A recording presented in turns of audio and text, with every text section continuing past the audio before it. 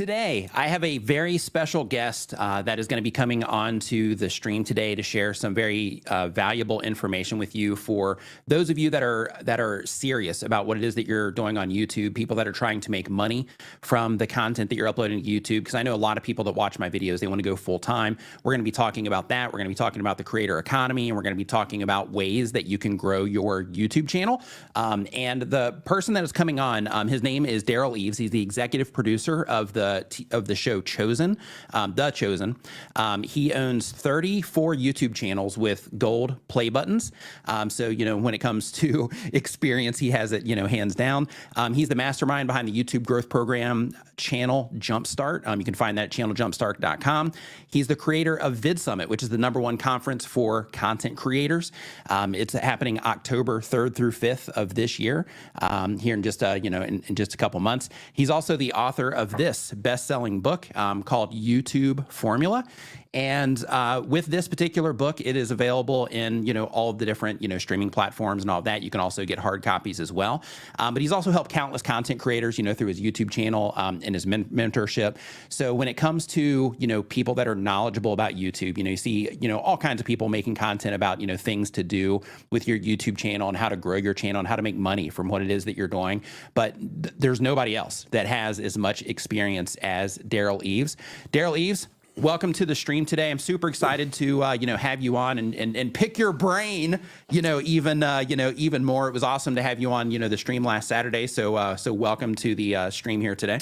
Anytime I can talk YouTube, it's going to be a good day. I'm telling you. Absolutely. I just love it. We do. So yeah, Daryl. So for today, I think, talking about, how content creators can make money, because, that's a really big, elephant in the room right now, because, things have progressed a lot, over the years in terms of, all the different ways that creators can make money, and also not just how they can make money, but also, the value that they see in themselves in terms of, like if they're on brand deals, things like that, getting, what they should actually get for them and those sorts of things. So I'd love to have that conversation with you, as well as, just answer some questions to pick your brain about, how content creators can, get the most out of this experience when it comes to, Right. Growth and revenue and everything. Yeah, I'm excited about this because you know how passionate I am about the creator economy. I mean, I've been, kind of touting that for a long time. And for me, it all starts with your why. It has to start with, why are you doing this? Like, let's get very granular with the reason why you're going to put time, energy, and money on YouTube. And when you do that, Nick, it helps shape your content strategy. And then two, it should bring in the metrics that you should look at to try to improve, because you got to improve your content. You got to improve your strategy to really get where you want to go. And that's closer to that finish line. Now, the finish line, most YouTubers, believe it or not, says, oh, I want the 1 million subscribers. And I can tell you that is not a finish line. like that's kind of like a byproduct of doing things right. And so I always try to hone in, especially with my students and my clients, like, let's try to figure out what you want to do, where you want to be, what that finish line looks like. And then two, there's milestones along the way, and that milestone might be 1 million subscribers. So I like to really lock that down as quickly as I can. Now, I'm here to tell you that there is so much opportunity when it comes to online. There's just so much, and you could be anywhere in the world. Like right now, you're in Thailand, I'm in Utah, we're connected. The world is connected a lot tighter than ever before. And all we need to do is really understand some principles and leverage tools to get us where we want to be, which is that finish line. And so one of the things I love to do is I like to lock down and really hone in vision, mission, purpose, and why you're doing this. And then I want to figure out, okay, where do you want to be? Where do you want to be in 3 years? Where do you want to be, doing this? Like, let's get very specific. And when I ever get a student or a client that says, I want to be at this many subscribers, this many views, I go, you're missing the point. You're literally missing the point. Like, let's talk about this. It's a state of being. Like, is it going to be in a position where you have your content flowing, that you're releasing content that is engaging with audiences every day or once a week or whatever, and you have a system and process and people to help you pull off these amazing videos, and then two, you're building this community that you have this deep rapport that they'll want to go deeper with you by pulling out their credit card and, you know, buying product or buying this, you know, what is that? And I think a lot of content creators, when they start, they just don't see this. They don't see the opportunity. They just see, oh, I know they're making money on YouTube, but I know some articles that I read, or I have a friend or family that they're doing some YouTube, and so why don't I do it? Because it looks easy. Speaking of that, let's put everything into perspective here. So on your YouTube channel, because you do, live streams, on a regular basis where you're interviewing students. And one of the live streams that you've done in the past, it was about how somebody went from getting 10,000 views on their YouTube channel to making over $10 million over the course of 1 year. And that's a pretty big deal.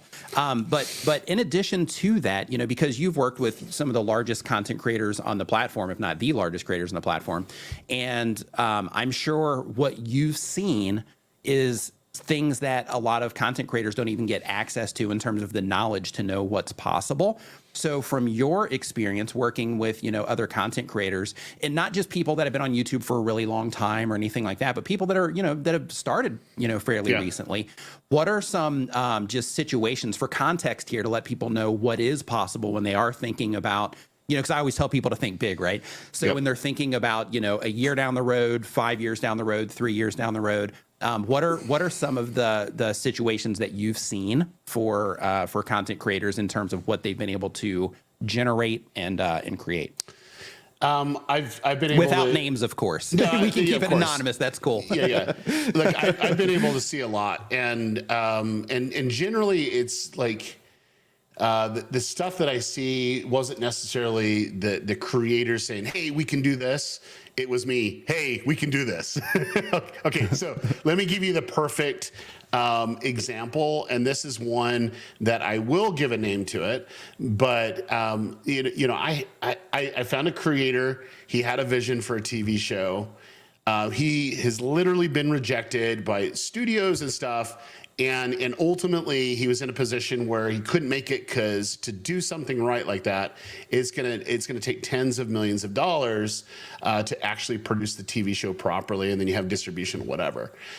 So when I met him, I'm like, hey, I build audiences, I get eyeballs on things, I convert those eyeballs into money. This is gonna be a perfect fit. I love the vision. This is something I'm passionate about. This is like six and a half years ago, and ultimately. We created our messaging. Well, let me take one step back. The first thing that we did is we locked ourselves in an Airbnb for 2 days to literally do what I told you that we do. Like, we're going to define what our brand is, what we want, where do we want to be. And ultimately, if all we were doing as a milestone is to raise the money that we needed to raise the money, then we're really missing the mark. Like, where do we want to be in 5 years? What do we want to be in 10 years? What does that actually look like? And so we mapped that out. We mapped out the way that we're going to communicate online, the way that we're going to communicate with the people.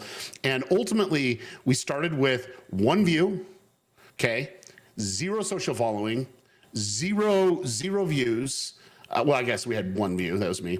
But at the end of the day, we had a purpose and we had a strategy. And basically what we were able to do is break the all-time crowdfunding record in film and television without even an audience.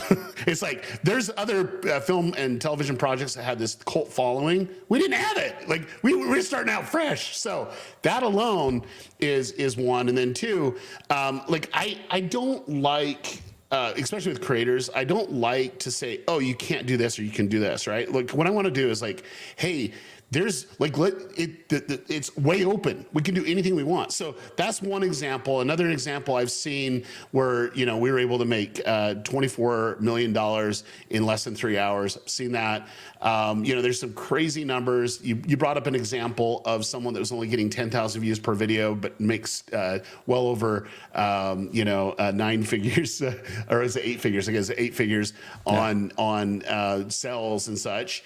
And he's expanding at a massive rate. But what's really cool about Greg, he actually has a channel on YouTube where he does office furniture and shows the best office type of furniture. He's coming to speak at Vid Summit, but he was even limited too. It's just like, hey, you need to let the reins go and get someone, that specializes on e-commerce side, and it's going to elevate that. You need to focus in on this side. And so there's just so many different examples. But what I want to give you the best example of when I partner with someone, because I think it's different when a content creator comes into the space, and then when I actually go in and my company literally invests into a content creator, and we become partners in the business. So the first thing that we do is lock ourselves in an Airbnb and define what we are, what we're not, what we're going to do, and we put out a plan.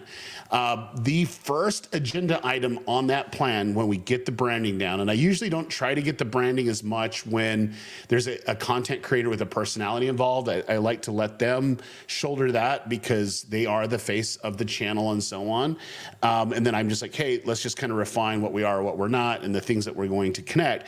The first agenda item after that is, how are we going to be financially responsible?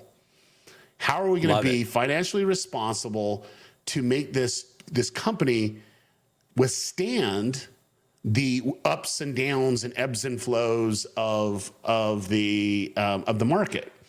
And so many people focus in on the view side that they're not looking at the business side. Now, I'm the complete opposite. I look at the business side first, because then they can always improve. And I think videos are a tool to do some of these things naturally. So that's the first agenda item. And then I can tell you, there's a company that I co-own called Matt's Off-Road Recovery. You can find them on YouTube. You can start seeing what we do. But this is what we did with a 3-year plan. Okay, we wanted to introduce an actual good branded t-shirt and hat. Okay, so that's what most people will do. Okay, let's do merch, right? Well, let me tell you what I view merch as. Okay, I just want to make it clear. Because most content creators will have like 10 different SKUs. I'm like, no, let's do one. like that's it. Like I want to give one choice. That's it, right? And what I view merchandise, what I view gifts as, is basically a walking billboard. Okay, they're proud to do it. So like to say we're going to get super rich off of that. That's not why we do these types of things. What we do is draw a deeper connection with our fans, and the fans feel like they have more loyalty to the brand, and so that's kind of the mentality of it. Now, of course, so the idea there is basically just getting the people that are watching just more connected to what's going on, more connected, and then 100%. Also at the same time they're out there essentially kind of spreading the word about that content creator as well. Yeah. So just to give you this case in point, any of the ones that I really focus in on, we really hone in on that type of branding. They'll see someone with the shirt that they know the YouTube channel, and they'll go up and talk to them. They're like best friends, And so that's kind of the mentality we want to create. Is we want to create the community that exists outside of YouTube.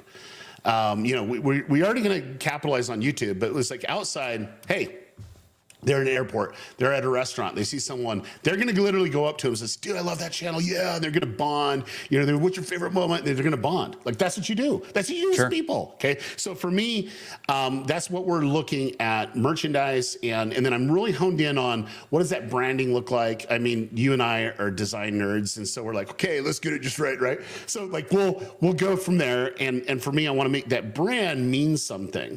And then part of that 3-year plan was, if I'm I'm only doing merchandise alone, I'm missing the true opportunity here on YouTube.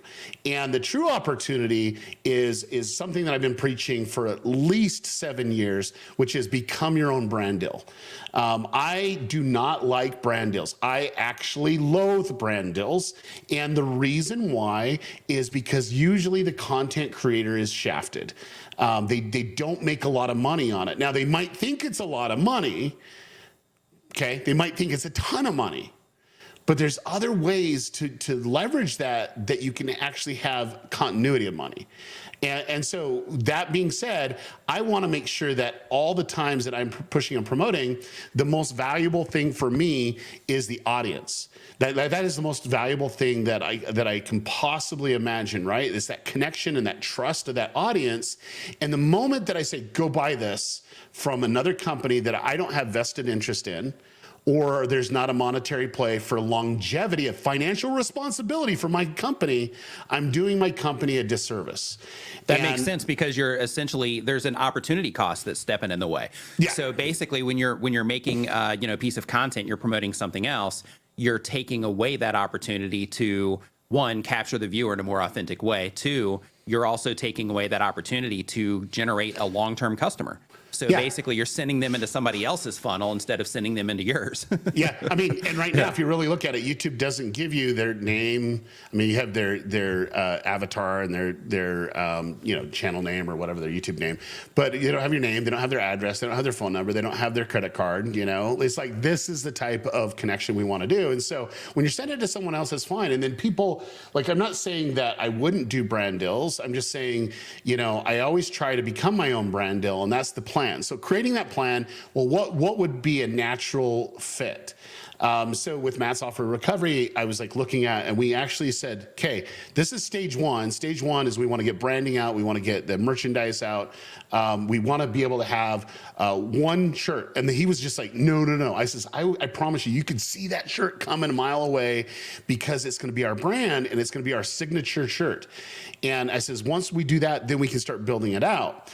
And I says, that next thing is we need to look at something that you use in the videos that you love. And what he does is he goes out and rescues people that are in need. He uses this rope, and this rope was made by a manufacturer in Idaho, and it's pretty cool. It's like a kinetic rope or whatever. And the first thing I did is, okay, that's our first actual product. We're going to actually have a Matt's Off-Road Recovery rope, that we're able to do. And he's like, well, and with this really quick, you also have you're partnered in a company as well that does like physical merch also, right? Like, or not physical merch, but it actually makes products. What is that? Yeah. Well, let me kind of explain this, because I don't want people to think, oh, you're just doing this to your own company. I want to do it here first, but I'll lead into that after this, if that works. Yeah, absolutely. So for this case, because this actually happened before that company was actually created, I just says, let's do this. And he says, they're not going to go for it. I says, they will. If we buy a product and it does good for their brand, they're going to do it. And so we said we wanted to do that. And we actually laid out a plan of different things that we use. We wanted to have, some tie down straps, which we now have. We wanted to have a toolkit, which that's actually coming out in about a month, and ultimately, we wanted some other products. We already have gloves and stuff like that. And so these are things that people go to support us. Now, we created this vision, and the last vision I want you to. This is really important. The last vision of that meeting that we had. This is like literally day 2 of our partnership. Like just literally locking it down. It was, I wanted to be outside of YouTube as much as possible. And then 2, we want to be in stores. And so I'm like thinking, what can we do to be in stores? And I says, tell me a store that you really want to be in. And he's like, well, O'Reilly Auto Parts. I'm like, okay, great. I know that if we want to be in auto parts stores and we can have something there, that's great. So we actually created a plan. And then we also, that was on the product side. We also created a plan on an in-person meetup. For me, I think it's outright critical for all of you, to connect in real life. Try to figure out what that moment is. It gives you really good understanding as a content creator who your audience is, but it also creates this bonding moment that most of your fans and community will actually enjoy and recollect back to it, right? And for clarity there, you're talking about like meetups, right? Like in-person meetups of some kind, like, hey, let's all go, to a coffee shop somewhere. Let's go meet up at this thing or whatever. Is probably the easiest way first, but with Matt Software Recovery, the best way to do it is like, if people are really, passionate about their outdoor vehicle, then let's do an outdoor vehicle event. And so for us, it was like, okay, we're going to do this. And for me, I'm a little insane. I'll be honest with you. I'm like, we got to do 2 a year. And he's like, whoa, but we do. And so anyway, we created this plan, and the whole goal of our YouTube channel is, number one, we weren't a YouTube channel. Okay. I want to make it very clear what we are and what we're not. In those 2 days, I says, we're not a YouTube channel. What we are is an entertainment company that happens to post on YouTube. Now, that mindset changes a few things, because now we can actually do other things to grow our brand off of YouTube. Because if we're only a YouTube channel, we're only a YouTube channel. If you're an entertainment business, then I'm always looking for entertainment opportunities. And so we created a plan for this, and this is several years ago, and we put it in action. Well, as you might not know, but I work in 3-year increments. I'm always, every year I'm working my 3-year goals. With Matt Software Recovery, we became the #1 channel that's in the space. Okay, that was really important for us. Number 2, we sold more merchandise than I would say that most of the top 1% creators. Okay, that's great, because we had some higher ticket items. We had those, we have a $300 and some odd rope and stuff like that. So then there's a lot of opportunity from there. And then 2, we were able to start branching out, where we're becoming our own brand deals and really building that community. And ultimately, this happened next, which was this year. We actually got approval, because it takes a little while to get approval with federal government to go do outdoor events, with vehicles in blessed Utah. And so anyway, we got that approval, and we pushed our first event, where we invited YouTubers in, and we were actually having an off-road wrecker games, where all these YouTubers would come in with their rigs and compete with each other. And within it was like 8 weeks, we were the biggest outdoor event in Utah that YouTube ever had. And it all came from, that idea that we had back when we were planning what we want to do. Now, people are looking forward to it. They're already planning for it next time. They're like, hey, when does this come up?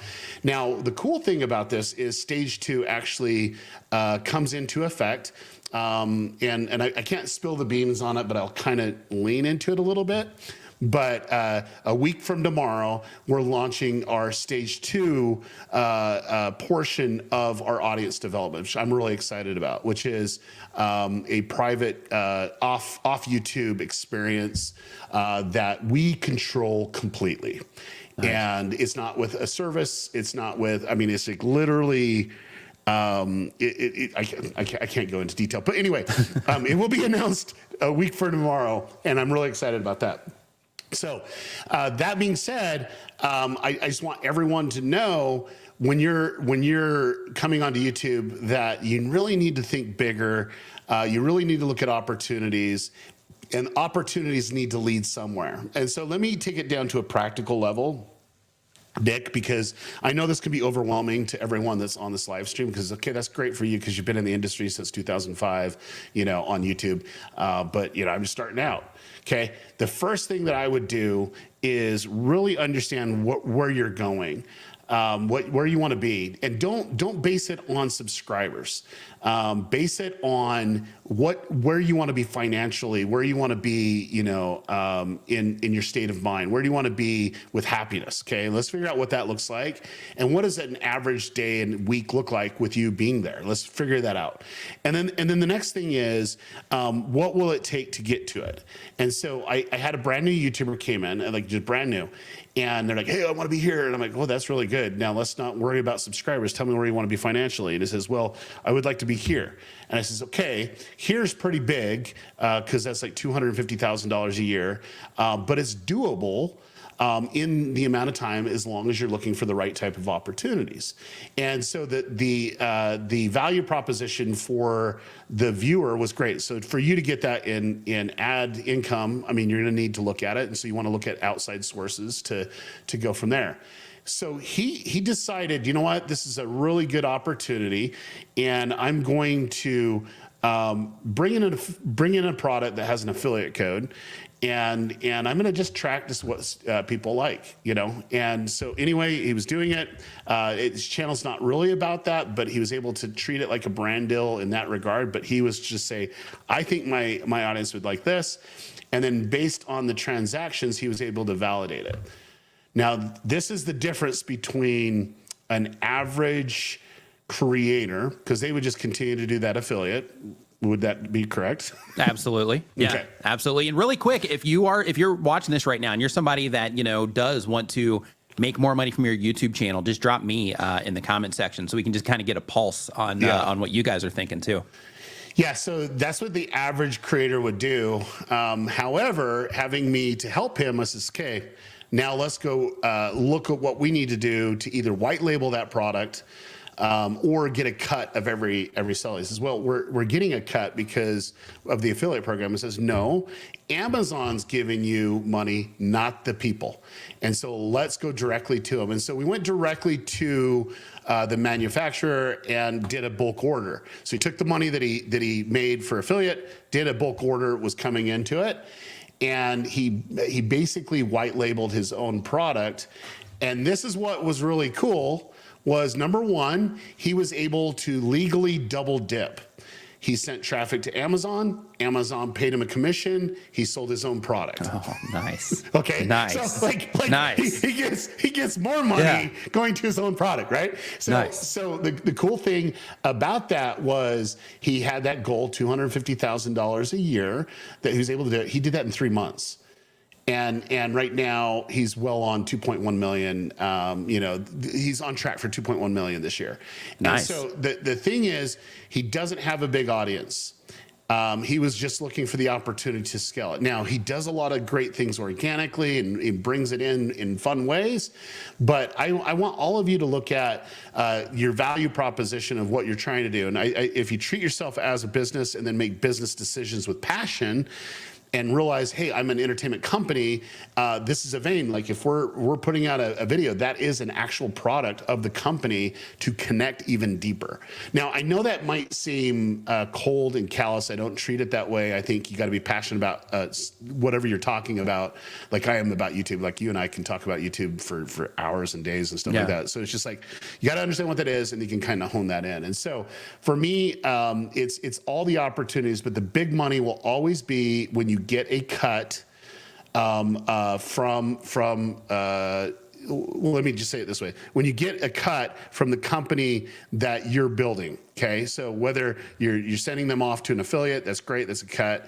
But it needs to be bigger than an affiliate. It needs to say, okay, affiliate comes from one and done, but what if the company would do one, but as long as they're a customer, you get a cut, right? And so that's a great opportunity because you do all the hard work in the front end, and then it's just that promotion, and then you're able to build and scale, from that direction as well. So yeah, and with that, you know, we got TubeBuddy in the house. I'm just gonna say, hey man, what's going on, TubeBuddy? Okay. You know what? Come on, man, give me a cut. No, I'm just kidding. No. Yeah, TubeBuddy's amazing. Yeah, TubeBuddy's amazing. I'm just kidding. I'm here to tell you, TubeBuddy is one of the best examples. Yeah, they're great. Of a company that gets it. Yeah. Even when Phil had it, Phil started it, and you and I are still benefiting from decisions that Phil made way back when to say, okay, I know the value that you're bringing. I'm the one that started that program. I'm like, okay, let's do this, right? But hey, Phil made that business decision, and then when Ben Labs came in and purchased TubeBuddy, they continued with that because they know the power behind this. So we love TubeBuddy. They've actually they have an amazing affiliate program for anybody that is hanging out here. If you're in front of YouTubers, Yeah, it's recurring, which is, you heard Daryl mention affiliate revenue, or, doing things as an affiliate earlier. So one of the bonuses with, TubeBuddy and companies like TubeBuddy is they have recurring programs. So basically it's in alignment with what Daryl just mentioned about, when a customer goes in and they make a purchase. For those of you that have gotten TubeBuddy through my link, when you go in there and you make that purchase, then every single month that you stay a member of TubeBuddy, then, I get a cut of that. So it's a fantastic affiliate program, and a lot of people are actually walking away from that particular type of structure. So it's amazing that they're holding on to that, and that they continue to support the people that support them. Yep. And that's what you want to look for, is those type of opportunities, because that's happening around this space, and so you want to be able to leverage that as much as you can. So ultimately, I do want to say this. I think if you're just looking at YouTube specifically as your only opportunity, I think you're limiting yourself. There's so much opportunity, but you got to build structure to support it. I don't want you to distract, your primary source. Like, YouTube has the best algorithm to go find your perfect viewer, your perfect customer, and they can do that organically. No other platform does it that way. TikTok's a little, like, you just got to be honed in on it a little bit. It can be that way, but it's kind of hit or miss. But I would say, collectively, this is a great foundation, but you got to look outside and build structure where you're not losing focus. You're just basically realizing, okay, there's this opportunity. What's the best way to leverage it? And so there's companies out there. One company that has made me a ton of money is Jelly Smack, where, you'll build up a library on YouTube, and then you're like, I really don't care about Facebook. And they'll go, okay, we'll take his Facebook, or I don't really care about Snapchat. And they'll build up Snapchat, and then they share the revenue on that. A lot of companies are able to do that. So. Yeah. So for the people that are, here, because, as we have a lot of people that are, just getting started, on this journey, that are watching. So for you, and I know it's going to be unique for, every channel, but let's say somebody's coming in and they're like, okay, I would like to hit, these, certain financial milestones, as my channel's growing. What are some of the first steps that you think that they should take in terms of qualifying, maybe products they'd want to promote, in terms of, trying to get a pulse of some kind on if people are engaged enough to buy their merch? Like, what are the first steps you think that they should take after they've outlined, like, this is what I'm trying to accomplish, and these are the people that I'm going to be making content for that are going to help me accomplish that? Then I would take and really define the people that you're making content for and you're bringing value to, and seeing what they actually like. So let me give you the example with Matt's Off-Road Recovery so that it helps you understand. I'm not a mechanic. I will have to call Matt when I have problems with my car. Like that's me. Okay. You give me a computer. Good thing about working with somebody like that, right? Yeah. Yeah. You got them on speed dial. My tire's flat, man. I need your help. Yeah. No, I'm like, I locked my steering wheel up. Like, I don't know how to do it. And he's like laughing at me. Are you kidding me? I mean, I grew up on a farm. I get it, but I'm not like, I vowed I wanted to be on the computer side of it. So anyway, it's the key of this, when you really break it down, when you really understand what was going on, right, is I needed to understand the viewer to a deep level. So for the first 6 months, I uploaded every video. I made every title. I made every thumbnail. Me personally, Daryl Eves personally, not my team, not anybody else. I read every comment. And we didn't edit a video. I just want to make it very clear. I didn't want to disrupt that portion because I didn't understand the audience well enough.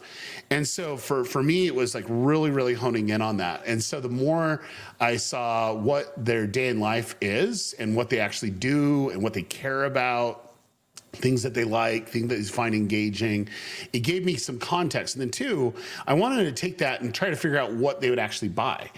And for me, where would they put an investment into it? Like, some of these people are spending $120,000 for a Jeep.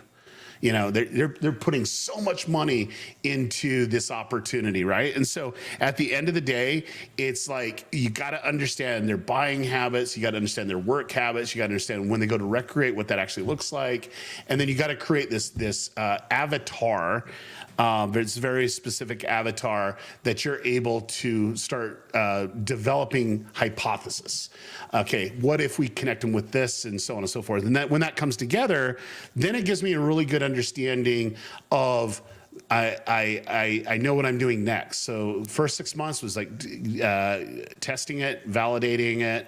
I want to validate as much as my assumptions. And then once I start to understand the audience, I should start seeing improvement in my content, number one. Number two, that's when an edit should be different. And so I use this example on Saturday where we extended videos, lot longer than what the creator actually has done before.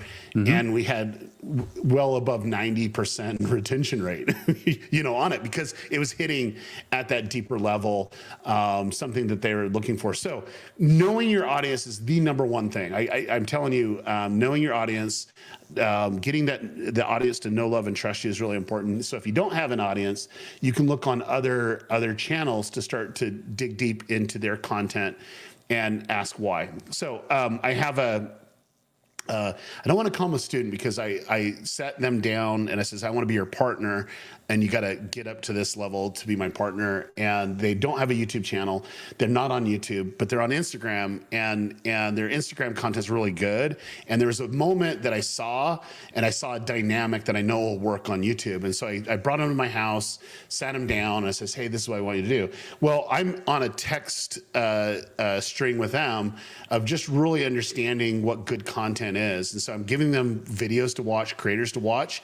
And the analysis that this girl has, and she's like 17, and her dad is, I don't know, I think he's like 40 or something like that. But so it's a father-daughter team. But the analysis that daughter has of not watching YouTube is really, really engaging. It's really interesting. Like she's able to see the psychographics a lot quicker than any other person I've ever worked with before.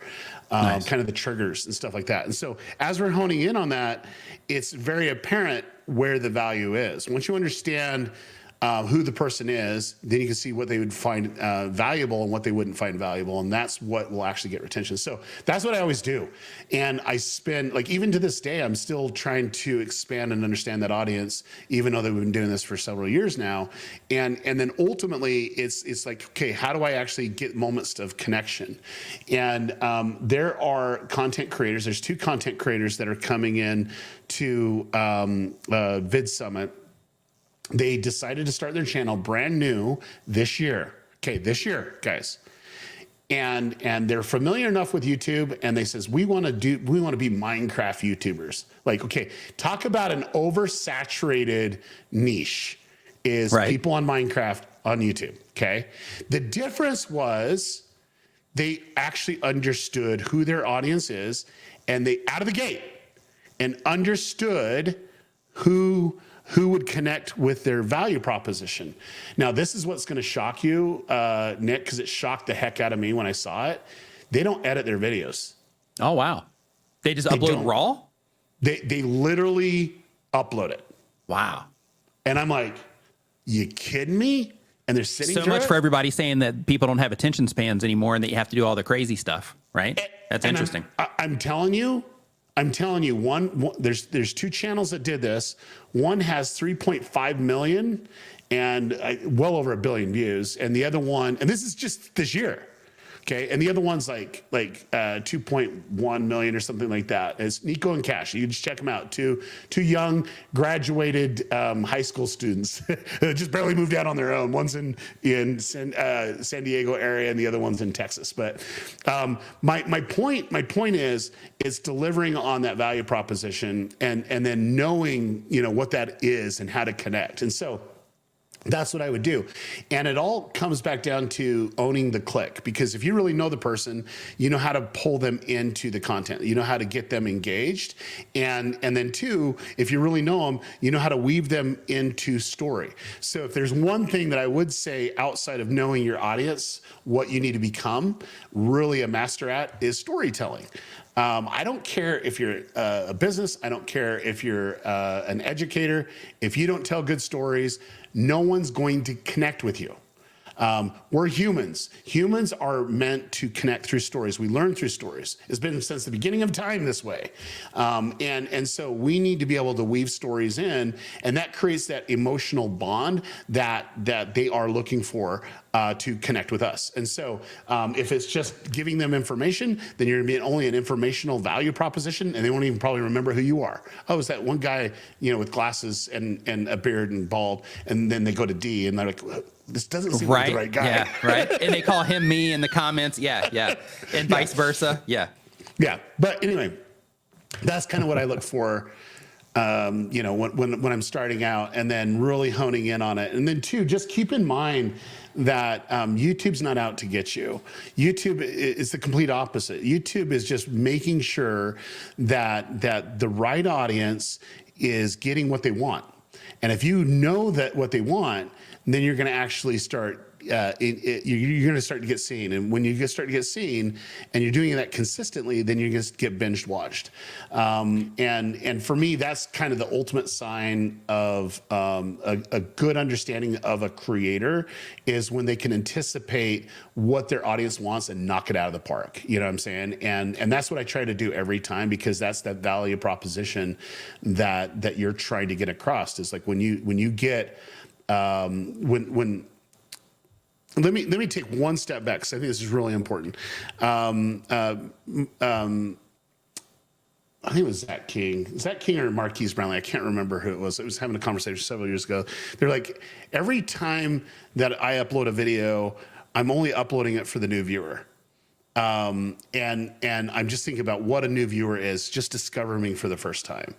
And I know that there's other people that are coming back, but I'm just really honed in on that new viewer, because I want that experience. This is like a calling card. This is like, this is their first experience of seeing one of my videos, and I want it to be at a certain level. So I want that high, but then also a journey and a path that they'll want to dig deeper with me. And so for me, that's what we're always trying to do, is how do we get that new viewer that's discovering us to want to go deeper? Because when that happens, you magically just solved all your problems on YouTube, because what you're doing is exactly what YouTube is programmed to do, is predict what the viewer wants to watch, okay? And when they click on it and watch it, and then get them to want to go deeper, okay? Stay on the platform longer. And if you're the channel that is getting them to click and then binge watching your content, that's the actual goal. So that average view per viewer is really, really important, and getting new viewers converted into returning viewers is really, really important. That's something that you need to focus in on. Now, if we back that up a little bit, when it comes to defining your audience, or better understanding your audience, or even, for the people here that are like, hey, right now I'm just uploading videos, and, this idea sounds great, but I'm not really sure how to, how do I even figure out who it is that I'm, making content for? For, the people that are at that point in the journey, Daniel Patel in the house, stuff, dude. But for people that are at that part in their journey, what is your advice for them to just figuring out, okay, this is either the type of content that I want to make, who is it that I'm going to be, trying to reach with this, or this is what I'm trying to accomplish with the channel. How in the world do I figure out who it is that I'm going to be needing to get in front of for this, and then from there to better understand them? Great question. So the first one would be, let me take the one first, that you're passionate about creating content, and a certain type of content.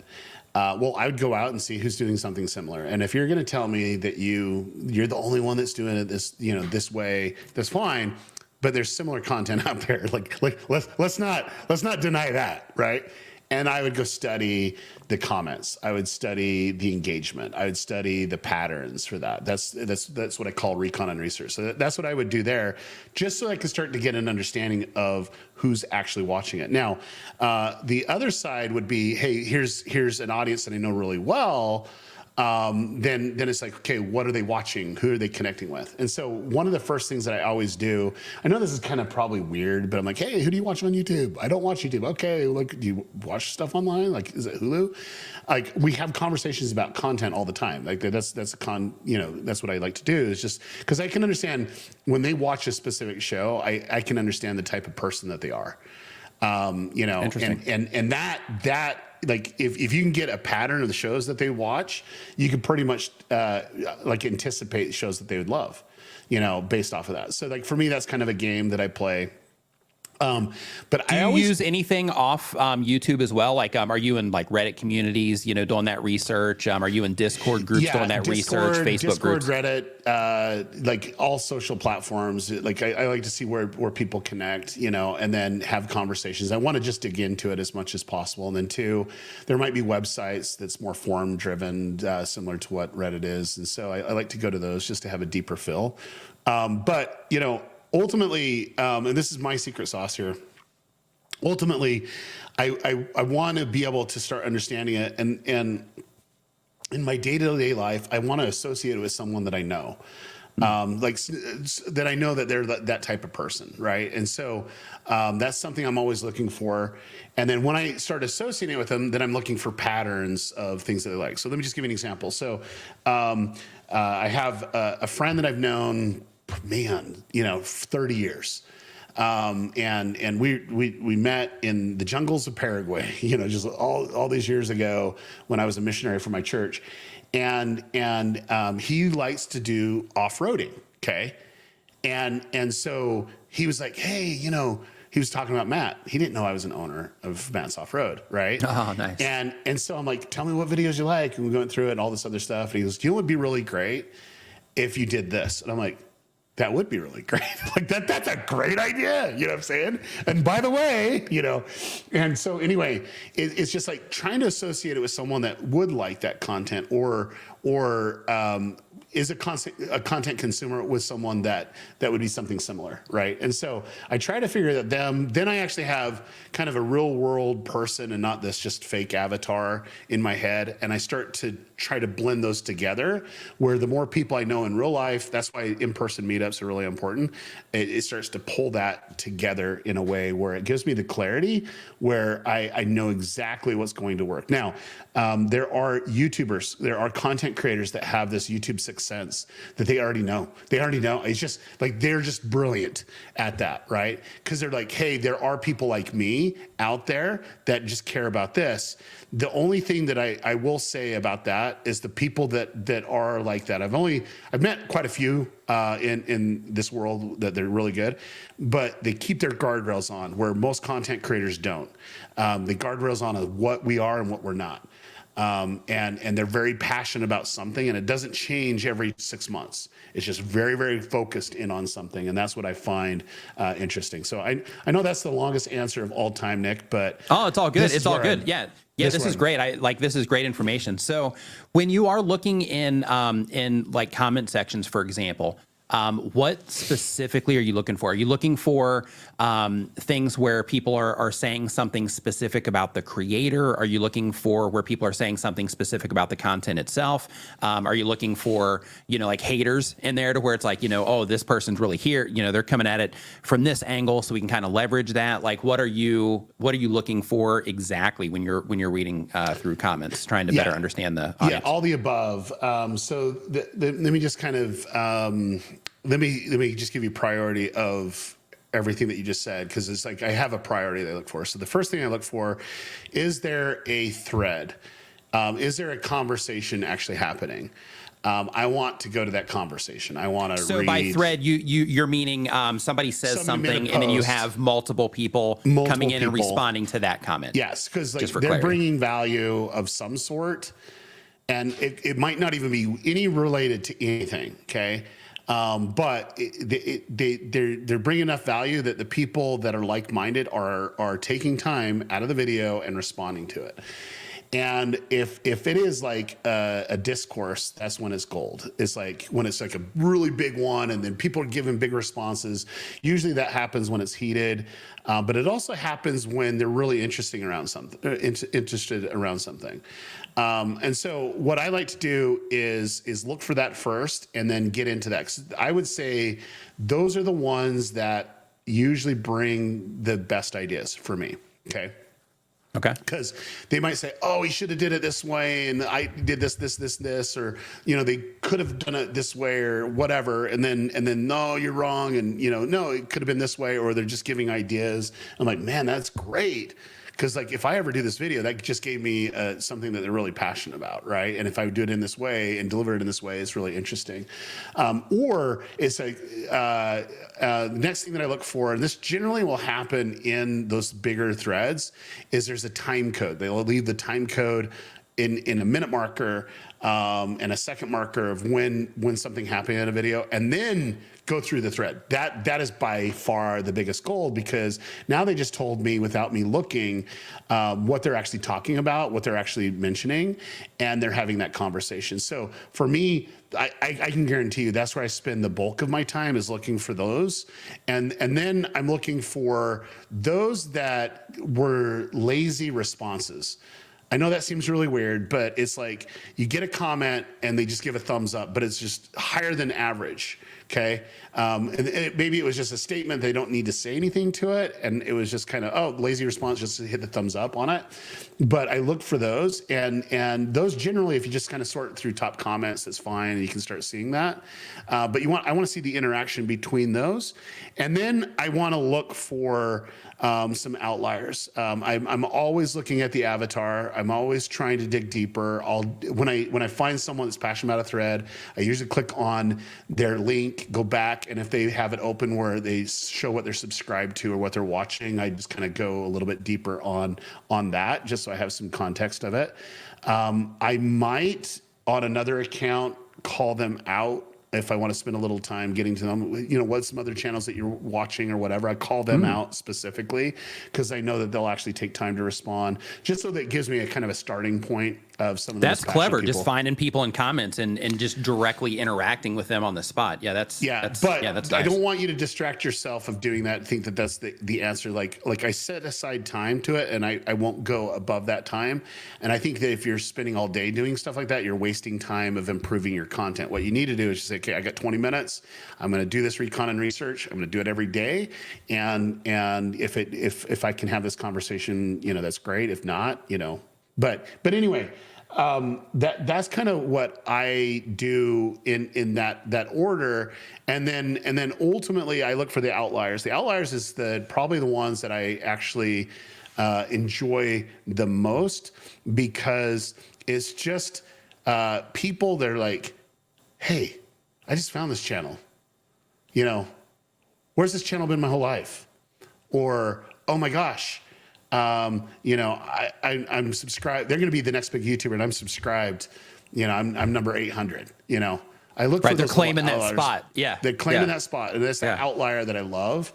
And there's if I was to give you how many, there's hundreds, if not thousands, of those type of outlier things that gives me a connection piece. So let me tell you, I can't take credit for this.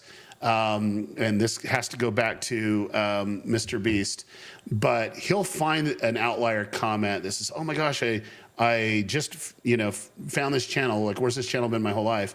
And then he will put it in a spreadsheet, and then go back and then search for that person to see how many comments that they start to leave, and see what they actually watch in what order. And it gives you kind of how YouTube's serving it up on their side of doing it, but then also if they find a video, kind of that relationship data with it. So nice.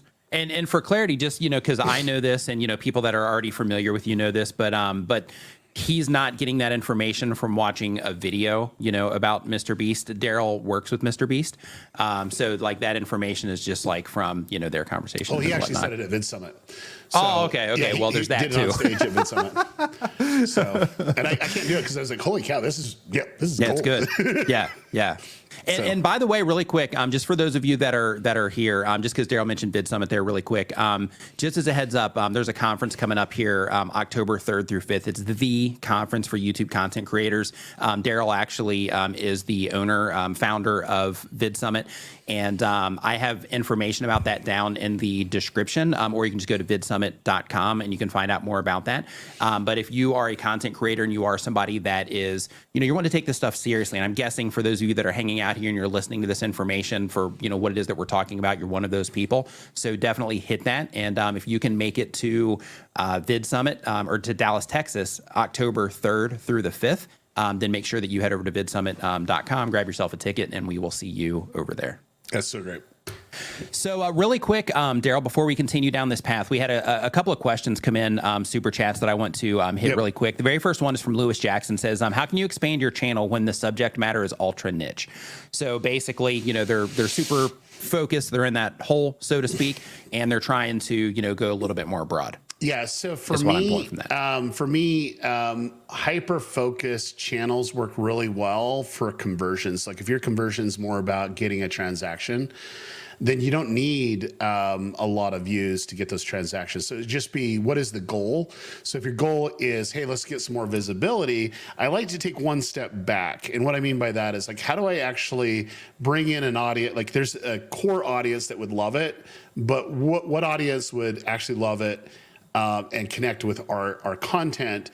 But they're not like super passionate where they are promoting, but they actually like the content. So let me give you like a scenario. So like for me, I love content that is narrative. I like give me 30-minute discussion on a topic I don't know about. It makes me smarter. I love stuff like that. So Wendover Productions, Cold Fusion, Dodford. I love channels like that. I just love them. Okay.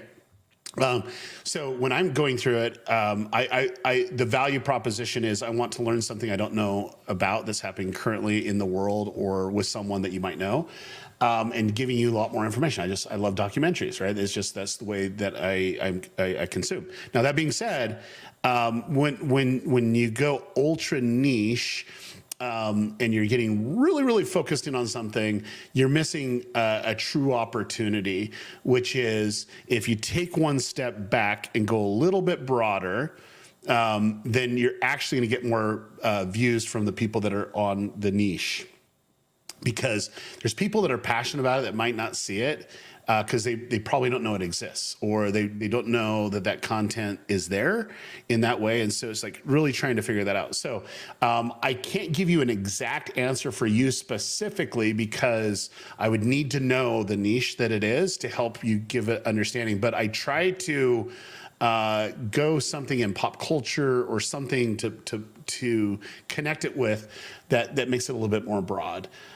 So depending on what your content is, I do a pretty good job at helping people take a step back and look broader. So let me give you one. I think she's on this and she's also in the book. But it's Christina Smallhorn. She's a realtor.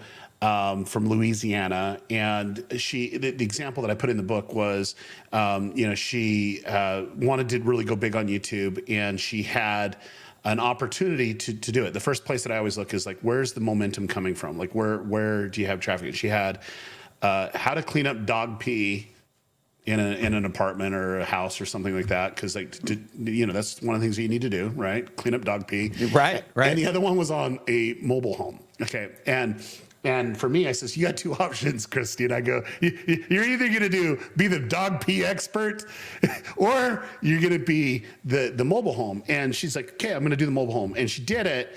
And what I love is she thought it didn't work. And we were at VidSummit, and she comes up to me, she says, look, and it took off. It was like her biggest video of all time, right? Nice. And it was just great. But if she did mobile homes, then she wouldn't really have expanded out. Because like right now, you would say her niche is real estate, right? And she was doing mobile home tours, whatever. And we worked very closely to say, okay, let's look for what does a mobile home represent? And there's certain people that buy mobile homes, okay? And I'm not putting them as down or anything on it because they own a mobile home, you know? But it's just like, that's kind of, there's a mentality that we need to understand, right? And then I says, there's another segment that actually likes mobile homes, but we don't call them mobile homes, we call them tiny homes. And let's look at that psychology. And we looked at that psychology, and that was taking that broad stroke of taking a step back of selling real estate. So she stopped selling real estate because she made more money giving those referrals that are coming in to other realtors to work with them, but she was making more money on the other end. And so ultimately, it's like really finding a way to understand your audience, but basically going from a realtor from Louisiana to talking about tiny homes and those opportunities in real estate in that regard on a broader scale. And so there's ways to do it, but I would need to know the specific example. But ultimately, I'd try to figure out, okay, I know this is super niche, but let's kind of broaden it out a little bit. You know, like what are some ways to do that? And so.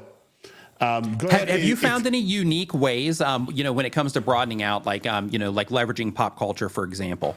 Have you found any unique ways where, content creators can do that outside of, it just being like a celebrity thing, as an example? Like, have you found, good ways, like, let's say a gamer playing Call of Duty, right? Yeah. Like that gamer playing Call of Duty, which I mean would be, kind of pop culture, just kind of within itself, sort of. But like with that person, what could they do to tap into pop culture a little bit? Yeah. So for me, I would say if they're doing Call of Duty, I need to know the type of channel they are. So if they're the channel that people are going to because there's just an amazing player, that's one value prop, right? And I would treat that differently. If they're one because they like Call of Duty, but they like the personality and the reaction and kind of the scenario, that's another Call of Duty. And then the other one would be people that are just insane. And I mean this like in every regard. They're just like, they're not crazy good at the game. Their personality's there, but they come up with scenarios that is just funny and engaging. So they're more scenario driven. And so that kind of blends that second one to the third one. So it's just like really looking at, that type of creator. So it's like the third one would be, what would make it interesting? Like, how do you level it up? And I would always say, okay, maybe it's a challenge video where he's on a treadmill and he's playing COD on the treadmill and, Call of Duty on the treadmill and trying to win the whole thing, right? Just creating scenarios. And there's a lot of content creators that do that, mostly on Twitch though. But so basically creating a scenario of some type that would invite that type of, being able to tap into, some type of pop culture reference. So basically, instead of sitting there and saying, okay, well, I have to do this as I'm like sitting here in the environment that I'm always sitting in and doing the same thing that I always do, it's more about thinking, okay, well, what way could I also present my content that would allow me to be able to tap into pop culture in a more easy way? Am I understanding that correctly? Yeah. It's that, and then there's some games that naturally do that, like Epic Games Fortnite is like easy because they have seasons, and then you have skins. Yeah, they got like Spider-Man and Star Wars. Yeah. So it naturally does a lot of these things, and then you're able to do stuff. And then two, probably the biggest play for that IP is the creative mode. Like that is huge, and there are creators making some ton of money. Because Epic actually has, if people are watching and playing your game that you created, you get to share in the revenue, and it's really, really lucrative on that too. Nice. So anyway, on that, I'm basically trying to figure out what that is. Now, Call of Duty, they are transferring over to learn from some of these other IPs to do some of this stuff naturally, but ultimately you got to pick the type of player you are, and then I would say, okay, how can you put a unique spin on it? Regardless if you're the best, like if you're the best, the unique spin on is how many times can you win in a row, or like there's some type of challenge type to get people to watch longer, and it's just like it's crazy kills or whatever it is. You just got to get into it. And I think it's just more finding what's really going to get them going. And that is something that I would go back when you do a live stream, go back through the live stream comments, and see what's coming in real time. Sometimes it's come really super fast. You can slow it down with, you can just do it in settings, but I'd like to see how they react when the gameplay is happening. And that gives you kind of the intention. Cause like people are watching and you're generally on a mobile phone, in that regard. And sometimes on television, depending on where they're not gonna really comment from a television, but they will from the mobile phone. And it gives you kind of that mentality for sure. Yeah. So part of it, is basically just understanding what they're coming to you for in the first place is kind of what you're getting at there. Okay. Nice. And, really quick, shout out to Owen Video, that is here in the chat as well. What's going on, man? He's actually emceeing, Vid Summit this year. Owen is a friend of both of us on screen here. He's an amazing dude, but just wanted to say hey to him. Christina Smallhorn, what's going on? Hope you're doing great. Andrew Can, hope that you are doing awesome as well. Chantel, nice to see you here as always. Hope you're doing great. So let's see here, and everybody else Owen, as well. Wish I could just say everybody. Owen's the only person in our group that's been to every Vid Summit. Just let you know. Nice. That. He came to Vid well, Summit except one, for you, man. right? Except for Well, you. Yeah. That's true. That's true. Right. Yeah, he's definitely OG for sure. Absolutely. So another one came in and says, if I decided to make content that I'm, and this is from the Real Deals, they say, if I decided to make content that I'm passionate about rather than just trying to get views, should I unlist all of the content that has nothing to do with the channel, even though it's content that is the most viewed? I'm sure you would need context for that, but like in general, let's say. I'm very, very familiar with the Real Deals. So I think the biggest thing would be, the first question that I would ask is it worth another channel? So if it's not the type of viewer that you currently have, what's the advantage of uploading that content to your current YouTube channel? And so I would be having that debate. And I'm here to tell you, that would be a huge debate, because if your core audience that loves this other content is now seeing this new content, then they have to have a decision, and YouTube's going to take some time to define who your viewer is. And if you have enough traffic coming on this other video, and the value proposition and the type of viewers there that's not appealing to the other, you're going to have a little disconnection. We actually have a presentation. Kimberlea is coming, and how she pivoted her channel from doing pop socket reviews and stuff like that to a true crimes. And I did consulting for her when she made that choice, and she's also a student of mine. But the key was, she did it for a specific reason. And then two, some of her videos weren't getting a ton of views, so it was all about that new viewership. And so when that new viewership momentum was coming on the other, it just suppressed the other. But if you're looking for me specifically, what I would do in your scenario, it's either do a new channel. And you can do a gradual push for the people that would actually like it. We'd have to talk about that specifically of how I do that. And then that way you have just kind of like this beginning phase, and then you have to have several content that they can consume all at once, so they're binge watching it. And then the second thing would be pruning your channel, which is you're going to delete that video off, not put it private, not make it unlisted. You're going to delete it. And the reason why I want you to delete it is because I never want you to take it back. Because the vanity of, I got a whole bunch of views and it's bringing me in. But if it's the wrong audience, like, why would you even care? Like I don't want the wrong audience there. And then two, how YouTube works is off of the people that are actively watching your content. They don't care about subscribers, and they care about the current people that are watching. And there's a time frame that they kind of gauge of how active they are. So like if they come in, like you go to YouTube, you watch one video of like Mr. Beast, one video. Just watch one video. I don't care what it is. You go back to YouTube the next day, you're gonna be pounded by Mr. Beast. And it's not that Mr. Beast, that YouTube's doing a favor to Mr. Beast to do that. No, the algorithm says, hey, when someone watches a video, they'll actually watch more videos of Mr. Beast, so let's get it in front of them. And so that's what it's going on. You do the same with Marquise Miley. You do it with any bigger content creator. It's that they have the pattern of people clicking on it and going deeper with them. And so for me, YouTube's looking at the most active videos and then what to recommend. If the viewer that's watching your current video, okay, they're not going to watch the other one, I'd probably delete it off, because it's just like, I want every video experience where they go deeper. And hopefully that makes sense. Yeah, absolutely it does. I mean, to me, hopefully it makes sense there as well. And this is a Vid Summit related question, and I'm going to throw this one out here for you as well really quick, and then we'll get to the other two. This is from Pete Rondow. I hope I'm saying that correctly. Pete says, I can only afford to do one, either attend Vid Summit or attend a niche-specific convention where I could make content. Which is the better long-term strategy for a channel of 20K subs? Actually, Daryl doesn't have to answer that one. I'll tell you right now, go to Vid Summit instead. What you're going to learn at Vid Summit compared to whatever it is that you're going to get from the content you're going to be making at the other niche event. I personally, and I'm not just saying this because, Daryl's a friend or anything like that, but like, yeah, without question, hands down, and you can ask anybody here in the chat that's also, been to Vid Summit, you'll definitely get a lot more value out of Vid Summit. So without question, go to that.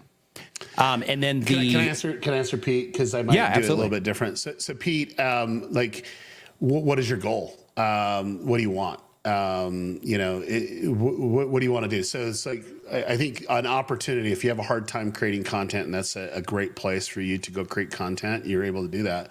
That's great. But what do you really want? Do you want to increase your opportunities, with money? Do you want to increase your opportunities by growing your audience? Do you want to really understand YouTube at a deeper level? I would assume you would, because you're on this live stream, so I assume that it's the case. But what do you want? Because you do have options. You can go to that other one to create content if you want to continue to create content the way you do, and it's easy to grab those people and have a library is there. That's great. But if you want to be surrounded by all people that care about the business side, the data side, colleagues willing to share openly in the hallway, things that you're able to do, I'd probably lean towards Vid Summit, because that's why I created it, is for those opportunities like that. Go to Vid Summit, Pete. Go to Vid Summit. If you go to Vid Summit, make sure you stop me. We can take a picture and chat for a little bit. So the next question here is from Pixie Dust Traveler. Says, I would appreciate any advice or ideas on how to niche down a travel channel that's not a van life channel. Okay. Well, are they in a van? It doesn't seem like it, since it's not a van life channel, so I'm not 100% sure. I'll actually just open up the channel here really quick. Let's see here. Yeah, I'm not 100% sure. Traveler. And it looks like no. It looks like they are, just kind of traveling around. They got like a 9-day cruise in 1 minute. Some more cruise ship, related things. So yeah, it looks like they're just, doing just regular travel content. Okay. One of my favorite things is there's a lot of people that like to travel. I'm one of them, and they like to travel a very specific way. So one that I've seen work really well is what you just said. Hey, I'm doing a travel review of this cruise ship or whatever. That's great, and people will find that. Now, if you only do cruise ships, then you're missing the true opportunity. I think when you really look at the value proposition, there's a lot of people today that like to experience things differently. So like they'll go get an Airbnb that's in a cliff. Like they literally live in a cave, right? That's the Airbnb. People want that experience. They want that social Instagram moment. And so what I would try to do is try to figure out what vein works really well. In the travel area, if I personally was going to do it myself, I would probably do reviews on luxury trains. They get hundreds of millions of video views.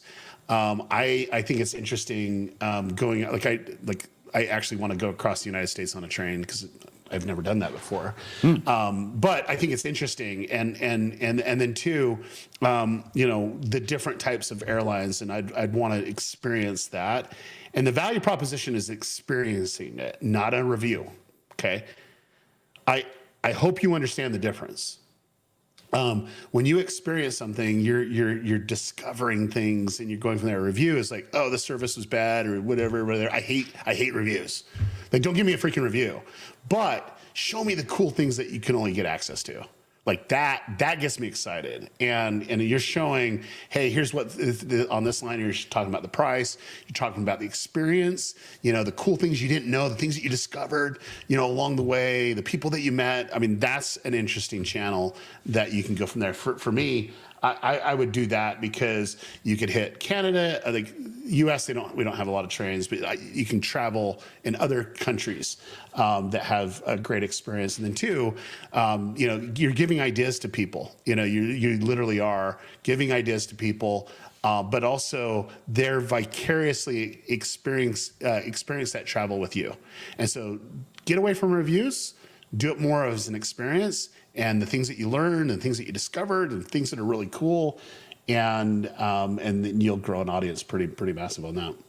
Nice. And really quick, because we're answering questions and we're also talking about the creator economy here. But just for just a second, Daryl. So one thing that when I meet up with other content creators that have been doing this for a while, or they have some type of success with YouTube, a lot of the conversation sometimes will kind of lean into like just amazing experiences that we've had because of what it is that because of our YouTube channels. With your experience, because you've been on YouTube for so long, you've worked with so many amazing creators and had so many amazing experiences. What's one experience for you, like the wildest thing that like when you started down this path of working with content creators and doing the whole thing that was just amazing for you, that you couldn't have ever possibly imagined that it would have happened? Okay, that's a dang good question. Having an unlimited budget on an idea. Nice. Like if you're in video production, there's always like here's a budget, and having a content creator that didn't really have a limit. And I produced quite a few videos for Mr. Beast, and when it was like, hey, let's make the world's biggest firework. I like fireworks. I like things to go boom and stuff like that. And he's like, what's it going to cost? I'm like, just for one, it's like $600,000. He's like, okay, let's go for it. It's like, by the end of the shoot, it's a couple $1 million. I'm like, oh, this is great, man. And then two, a week prior to that, we were in, it was 2 weeks prior to that, we were actually in the Bahamas giving away an island and stuff like that. We had several videos around that. And so it's just like, I like the ability not to worry about, like, I can create whatever I want and whatever I can envision and not be limited by the money. And I think that is kind of blown me away. And then two, sometimes it's doing some cool things that didn't cost any money, but it's so creative and it's so engaging. I don't know, but I would say the thing that I love the most about this is I ideate every day. And I will confess something here, and I give my ideas to content creators. Like I'll do that. I'm like, hey, this is a really cool idea, and they're like, oh my gosh, it's so amazing, and my idea gets to come to life, even though I didn't do anything besides come up with the idea. Nice. I don't know. I love stuff like that. So it all stems from creativity. Basically, it sounds like all of that is your ability to express your creativity in all these interesting ways. Yeah, agreed. Yep. Nice. Yeah, that's pretty cool.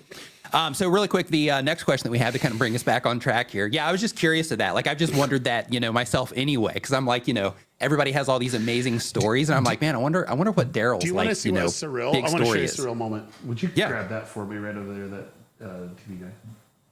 This is something. This is my Padawan learner, my son Kelton. Yo, what up, chat? What's going on? So this is surreal. Like when I watched Empire Strikes Back when I was a kid, I'm like, this is what I want to do. I want to be in content creation somehow. And then early on, it was like really honing in on ads. Like I'm really an ad nerd. I love ads, and there's a lot of ads that really impacted me. And that's kind of where I wanted to be. I wanted to actually create Super Bowl commercials. And then later on in life, I realized I just want to create content that people will actually talk about and have conversations around. And for me, I would say the most surreal moment is when people are actually talking about the content, the idea that you had, and are creating it, and it becomes part of mainstream, becomes part of pop culture. And if you were to tell me when I was growing up and consuming content that would be having my TV show, right here on the TV Guide. I don't know who gets TV Guide anymore. Like, come on. I don't know who does TV Guide, but you're telling me, that happens, and people are having conversations about it around the world is great. And for me, it doesn't matter if it's a YouTube video, it doesn't matter if it's a TV show, it doesn't matter if it's whatever. It's just like, it's fulfilling kind of what my goal always was, which is to create content that people have conversations on. Now, I've further clarified it. I want to be able to bring in a net positive into the world and not a net negative, where they're positively saying, hey, this content just really impacts me in a way deeper. And that's where I resonate the most with, for sure. Love it. Absolutely love it. Yeah. Thanks for sharing all of that. I love it. Yeah. I've always wondered that. So yeah, great to get that. Now my mind's at rest now as well. So that's good. So more to come though, Nick. More to come. Oh yeah, I know. There's yeah, stuff coming down the pipe that I'm sure. Yeah, about, so. Yeah, you're like a freight train, right? You're like like always something amazing. So Pleasant Memories Education says, can you give some ideas for a kids channel to grow without being able to use the comment section in cards and videos? Thank you so much for all of your awesome tips.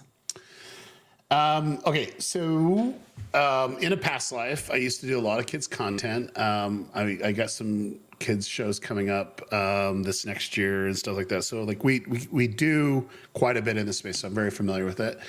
I like to look for patterns of content. So I will use A for Adley as the example. So A for Adley is Sean Durst's daughter, and they're building, just this massive universe around it. She's like one of the biggest, if not the biggest, child stars right now on YouTube.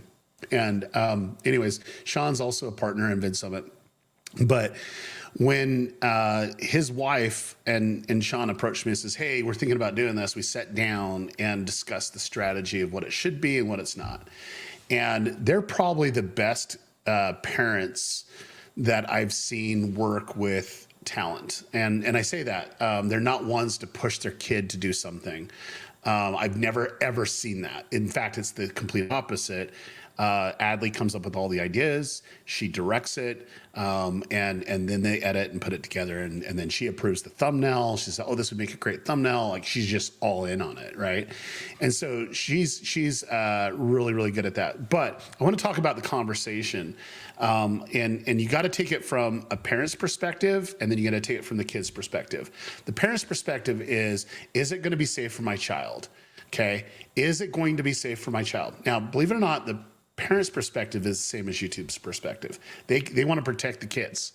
Okay, so you need to understand what those are and what it's not. Like, what are the red flags? What are the things that they don't want to do? Okay, one of the best channels of all time in the history of all YouTube is Blippi. You cannot convince me otherwise. And Steven just lives down the road. He lives in Las Vegas. But I'm here to tell you that his value prop is spot on with parents and with kids. His value proposition is spot on with parents and with kids, which is, that he's all about discovery. He's going to discover, and he's going to take you through the educational process. Now, for parents, they know, oh, that's the value proposition. Like, he has like 100 million views of him washing a truck, Come on, right? Now, you take it from that. From kids, he wears glasses, he has his hat, he has his bow tie, he has his whatever, right? He's Blippi, right? And comes in and he does it in a fun way, and just the energy's there, and it's very repeatable. But he's a magnetic personality, so that's that. Okay, so taking that, let's take it back to Adley. And what we planned. So we planned on, okay, what would it make it safe, what we need to do, and then for the kids, what would be engaging for kids? Well, they said the audience will be the age of the audience of Adley. I says, okay, that's true. And so what does she find fascinating? So they actually went around what she was actually watching, what she was actually connected to, what she thought was funny, and she was recreating that in her videos. Oh, you know, because like that's the way that it is. And so it ended up being a really good strategy session where we mapped out content, what it could look like, and it was just always refinement. You know, but they've never gone away from the imaginary tells that goes these stories that Adley wants to tell. And like, Dad, you be a pirate and we'll be on Pirates Island and we'll do this. And it's great. Now, this is probably the coolest thing I've ever seen when it comes to YouTube kids content is Adley loves what she's doing, but she's getting older. She's 8 now. Okay. And so how do you transition out? Do you bring someone in new or whatever? You know, what are you going to do? Because this is an enterprise, right? You are an entertainment company. No, they decided to go all in on animation. She just had her first movie. Oh, wow. And they're now taking the content with some AI and they're now animating. And this animation is so freaking good. It's so amazing, and it's still her story. So she's going to still be able to tell her stories and do it in a way that it can last for 40, 50 years. And that's so amazing. That's so great. So ultimately, go from there. So for me, you got to define family. You got to parents and YouTube, and you got to define for the kids. The kids portion of it is what are they going to click on, and then 2, the consistency. Believe it or not, they don't care who the creator is. They won't even know what it is. But if I was, you got to be very careful how I say this, but if I was giving you the best advice, look at Blippi of how he begins his videos, and then believe it or not, he spells his name in every video because people go search, it pulls up, and they do it. And if I was to say programming in the sense of not YouTube programming, but programming people, he's probably the best I've ever seen. You know, it's just like you want to connect with it. Now, just doing things easy. that are memorable, right? Yeah. Is kind of what you're getting at there. He's pounding his name in them at the beginning and at the end, and there's certain ways, and then he has patterns of consistency of the way that he delivers stuff, and so it's just. You know, that's just the way it is. So for me, that's what I would be doing, and then really hone in on what people are watching. And I think trend jacking, most content creators would do. You know, it's like what are the trends or social jacking, which is kind of harder on kids content. But that's what I would look at very specifically. But I would say doing a kids channel is one of the hardest things to do on YouTube. But when you crack that nut, it just keeps on giving. In fact, there's a YouTuber that's coming that is an amazing photographer, filmmaker. His name's Jordan Matter. And Jordan literally pivoted his channel to do skits and things of his daughter, you know, on his channel. He had one video that popped off and he's like, oh, that's great. You know, and he's going into it. That's what he's actually talking about. And he actually has one of the biggest kids channels on YouTube right now. Nice. And it's getting a ton of views. So nice. Excellent advice there. Hope that was helpful for you there. Pleasant memories. We have How-To Automotive. And the question that's here, I think a lot of how-to channels, like when you start out and you're like, okay, I'm going to make some YouTube videos about the things that I know how to do and kind of help other people solve these problems. You start making content, and then after a while, you start realizing like, I'm having some trouble getting people, coming back to the channel, or you're like, what can I do to actually, connect in a better way? But his question is, any advice on how to take the channel from, just a how-to channel to more of like an infotainment, type of channel to where, there's just more there? Yeah. So automotive space, like people like to watch projects. If you're a how-to channel, it's about, how do I do this? Like yesterday, I needed to program because we had a new house and we have a little casita out there and there's a garage, and I needed to program my truck to get into the garage, right? And so I'm like, how do I do this on YouTube? And there was a YouTube video. I don't even know who made it. I didn't even look at it. I just followed the instructions, and I don't even know. I got the value that I got out of it, right? And so I'm not a big fan of the continuity model of that, because like how many people are doing that consistently? That it's hard. But if they're coming for you and they're coming for that, that's great. So I would look at a project that makes sense. So let me give you 2 examples. One is rescue rebuild, where he was basically finding a project that he'd work on and he'd rescue it, right? And then he'd rebuild it. That was his value proposition. And these projects would take a couple months. The moment that he started to take off was when he found an abandoned airplane. Now, this is what happened, and I want you to understand, because he's one of my students, and we talk about money first and the business side first. I'm like, how are you going to capitalize on it? And we talked about opportunity. Like, people wanted to be involved in that rebuild because he said, I'm going to do this for search and recovery because I am a part of search and recovery and they always need an airplane. So I'm going to rebuild this and we're going to give it away to a search and recovery team. Okay, that's great. That resonates with it. Now, if he would have stopped there, then he did everyone a disservice. Okay. Because people wanted to see that project done now because there's a purpose behind it. So he decided to do a Kickstarter and made $225,000 from his audience that wanted to support to buy parts to go into that plane.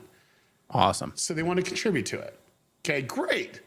That's great. So he didn't have to pay for the build. His audience paid for the build, and he just had to do the work. And people watched that journey to be made. And so, like, for me, when you're getting out of the how-to, and you're going over to an entertainment, I can tell you that every person that I know that would want to know anything automotive or rebuild or outdoor, outdoor adventures like in Jeeps and stuff like that, they will tinker and they will have their tinker projects. Okay, whatever their project is. And people like to see projects. So you got to pick a project that needs to really resonate with your audience, and it's something that they can learn along the way. You can give them a play-by-play and then bring your personality into it. And with that project, you're not just dumping that entire project in one swing. You're basically, you're seriesing that one out, right? Go to Matt's Off-Road Recovery, because he never did projects at all. He was just doing recoveries. I'm like, hey, what happens when recoveries are down? And we can't predict the recoveries. It's just like, these are people that are calling us that get stuck. I'm like, we can predict what we build. And so we're building characters in our channel. Like we are literally like the wrecker, we have the Morvere, we got the banana, we got the Wombi. It's like we have our characters that we're working on to help us go do what we do in the other videos.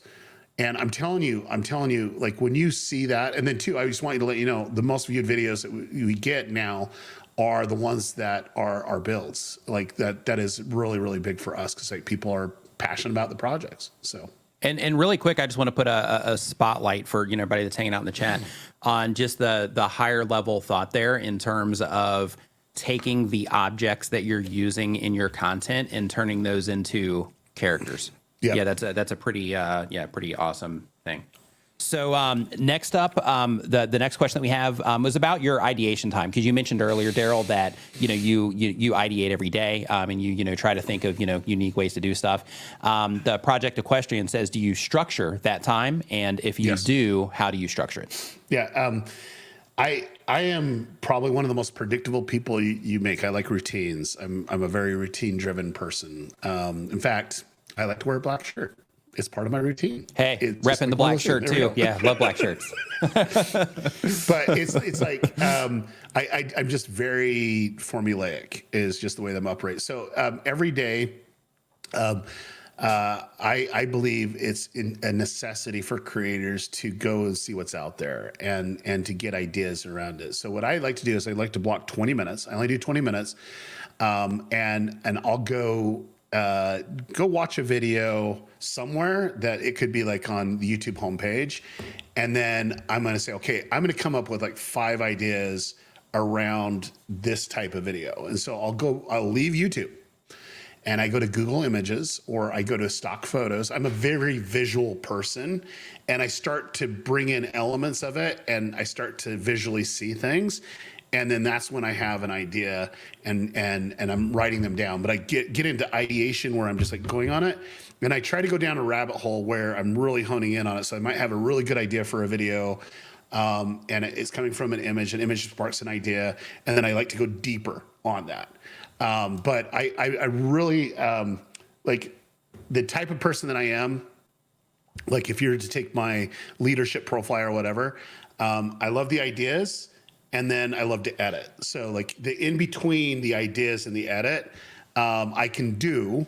And when I mean edit, it's like if you give me a script, I can punch it up. Like I can make it better. You give me kind of the flow, and I can edit it to make it better before you even shoot it. That's what I'm talking about here.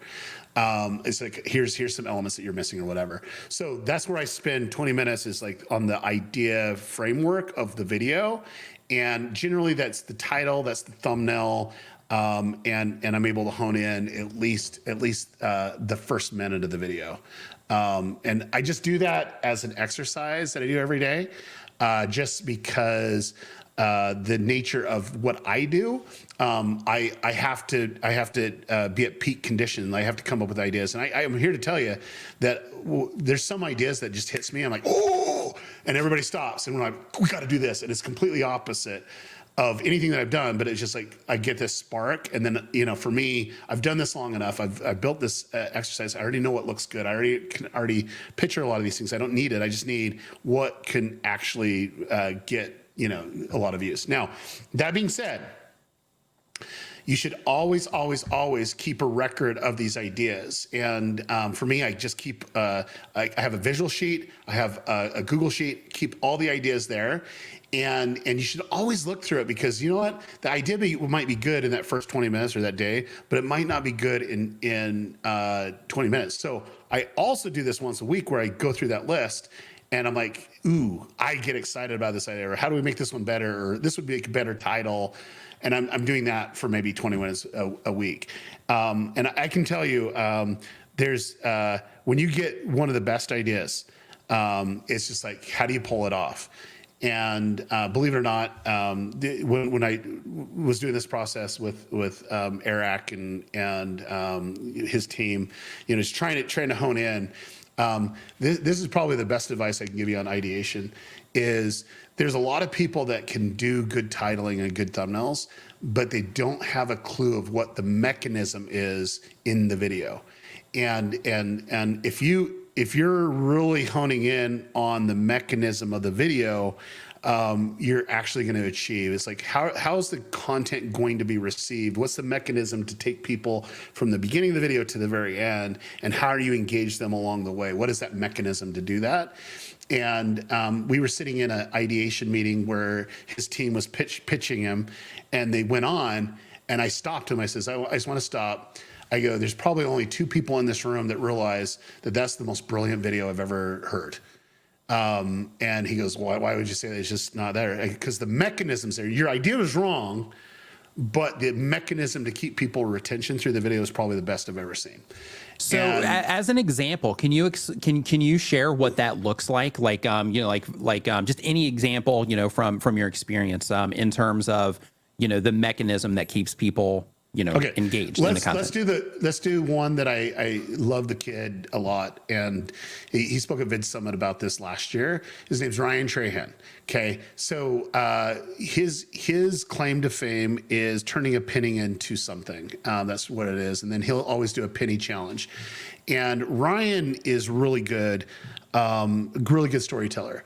But his mechanism when he was raising money for Feed America was when someone donates a certain dollar amount, it would do the great reset. It would reset him back down to a penny, and he had to start all over again.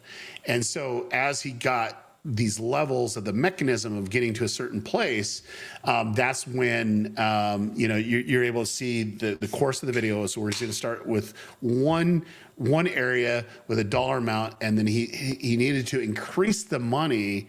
So he was going to do activities to increase the money. He had to live, he had to eat, he had to make money, and at the end of the day, he'd have a different dollar amount. Well, the variable would be that's the value proposition, that's the mechanism of the video, but there's also that audible, which is the great reset. It was when somebody would pay $50,000, or it hit $50,000, then it set him back down to there. So people felt engaged with it.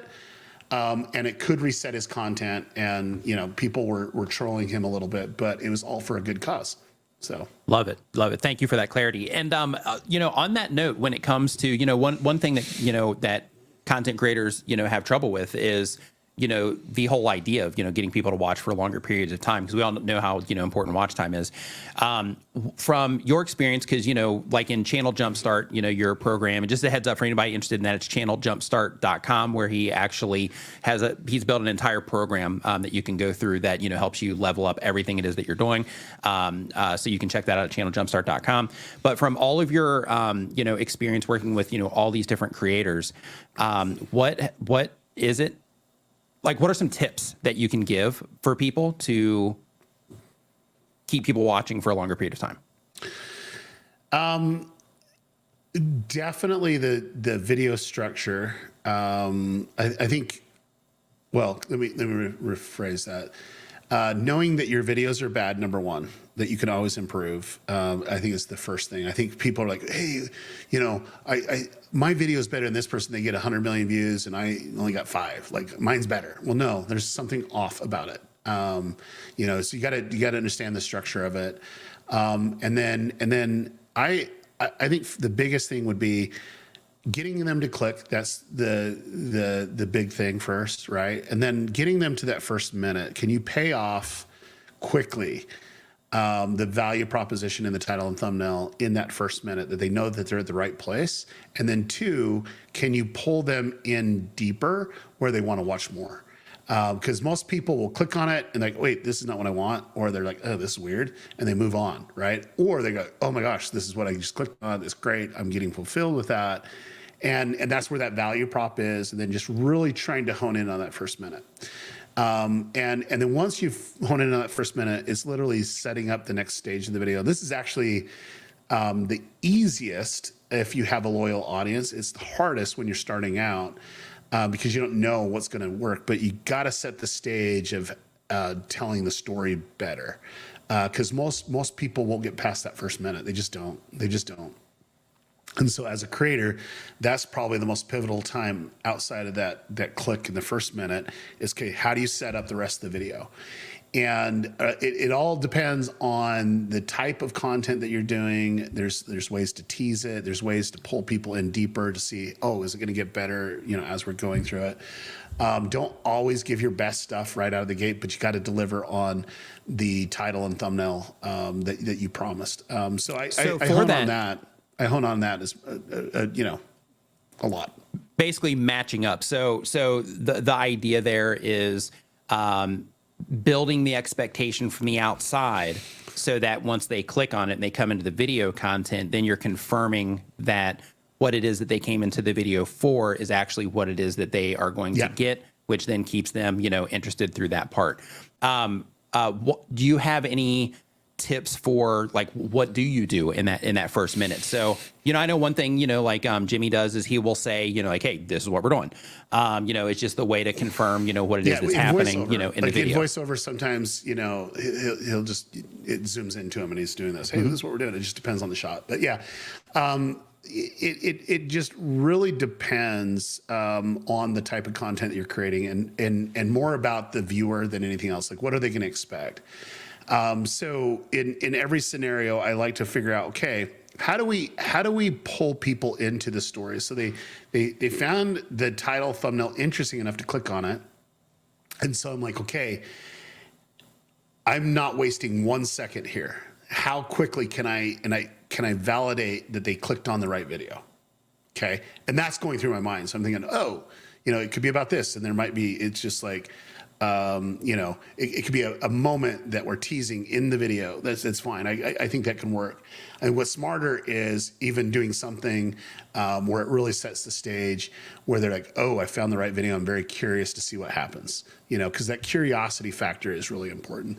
And so I just hone in on like 5 or 6 or 7 ideas that I can do to pull them into the video story. And then it's the setup. The setup is, like I said, that probably the most, the hardest thing to get. But I would challenge everyone to go watch 5 Mark Rober videos. Like, I think Mark Rober, formulaically, he's probably one of the best YouTube creators because he's very consistent. You get 5 videos and watch them side by side. And I want you to do, the first time that you watch the video, I want you to time code when the music changes. and I want you to see what type of music that he uses in that time code and the time code after that. And then I want you to take 4 notes of what he did in that video. Cause like he actually does probably the best job at setting up I've ever seen. He's really good at hooking you in. He has a really good clickbaity title thumbnail combination that pulls you in, and there's a lot of curiosity, but his setup is probably the best I see. He does it every time. It's like, you can take 5 videos and it's gonna be exactly the same elements at the same time and the same delivery on it. And you're going to see that all he needs to do is he has his framework, and now he just needs to build out the pieces for his new videos. Nice. Love it. Thank you for all that clarity. Super appreciate it. Really quick, if you are, watching this right now, if you're enjoying, this information, make sure you hit the thumbs up button. We use that as a feedback mechanism, you know what I mean? So, so we can know the, value that you're getting from this. If you're enjoying it, that's how you let us know. The next question that we have here on this list is from Andy Chats F1. It says, I'm a motorsports news channel, but I'm struggling to nail my avatar and evergreen video buckets. Any suggestions, please? Reading your book and love it. So just as a reminder for anybody watching this, if you've just joined us recently, Daryl's the author of this book. It's called The YouTube Formula, and you can get that right there, and you can get this down in the description, of course, or you can just go to ytformula.com so you can see more about this. But they are currently reading your book. And I'm just wanting, just a little bit more clarity on, just nailing that avatar and trying to come up with ideas for evergreen content. Okay, so the problem with news channels is the expectation, the value proposition of news is you're trying to stay up to date of what's happening in a certain space. Okay, so that's the implied value. The only way that you're going to get anything outside of that is to bring another value proposition besides that. Now, you have to be careful because you don't want to, like, especially if you're building, hey, I want to be the news and resource channel for this specific type of niche. If you deviate from it, you're not going to get the views that you're getting on the announcement videos, because the announcement videos could be pretty big. It doesn't matter what the space is, and so that's kind of hard. And it's hard to get an evergreen strategy because what's gonna bring them in. And so I would look for long form, like 30-minute to an hour documentaries on someone in that niche that is super trending, super relevant. And weave out that story. So you have news and stuff like that, but then maybe once a month you do that longer form, or, every other month that you do something special where, you're able to do it as a premiere. You can push it differently where people can anticipate it and they like that type of content. And then you're going off of someone in more of a documentary style. So I can see that works, because believe it or not, news and information and documentary are, believe it or not, the same value proposition, but it's just done a little bit differently. The news is what's relevant right now. The documentary is what you don't know got them to where they're at. And it's the small little things that they are discovering. And so, yeah, for me, I think that would be the best play. And then two, just keep in mind, to hit the same vein is giving people that love the niche more information about the niche and more information about the people that are making waves in the niche. That's what your value proposition is. All right. And we have another one here, and I actually had to look at this one just because I wanted to make sure it was legit for this particular question that came in here. So this is from Nicola Crook Online. Says, I have a bra fitting channel where I give bra fitting advice. When I look at content suggesting my videos, they are videos on the seedier side, which is not my target audience. Can this be changed? So basically, based on the nature of her content, from looking at her channel, real quick, it looks like she's doing this service for women, but she's getting a lot of, creeps, coming into the content. Any recommendations for kind of, lowering that a bit? Yeah, let me just be clear. You're never going to get over that hurdle. You're just not.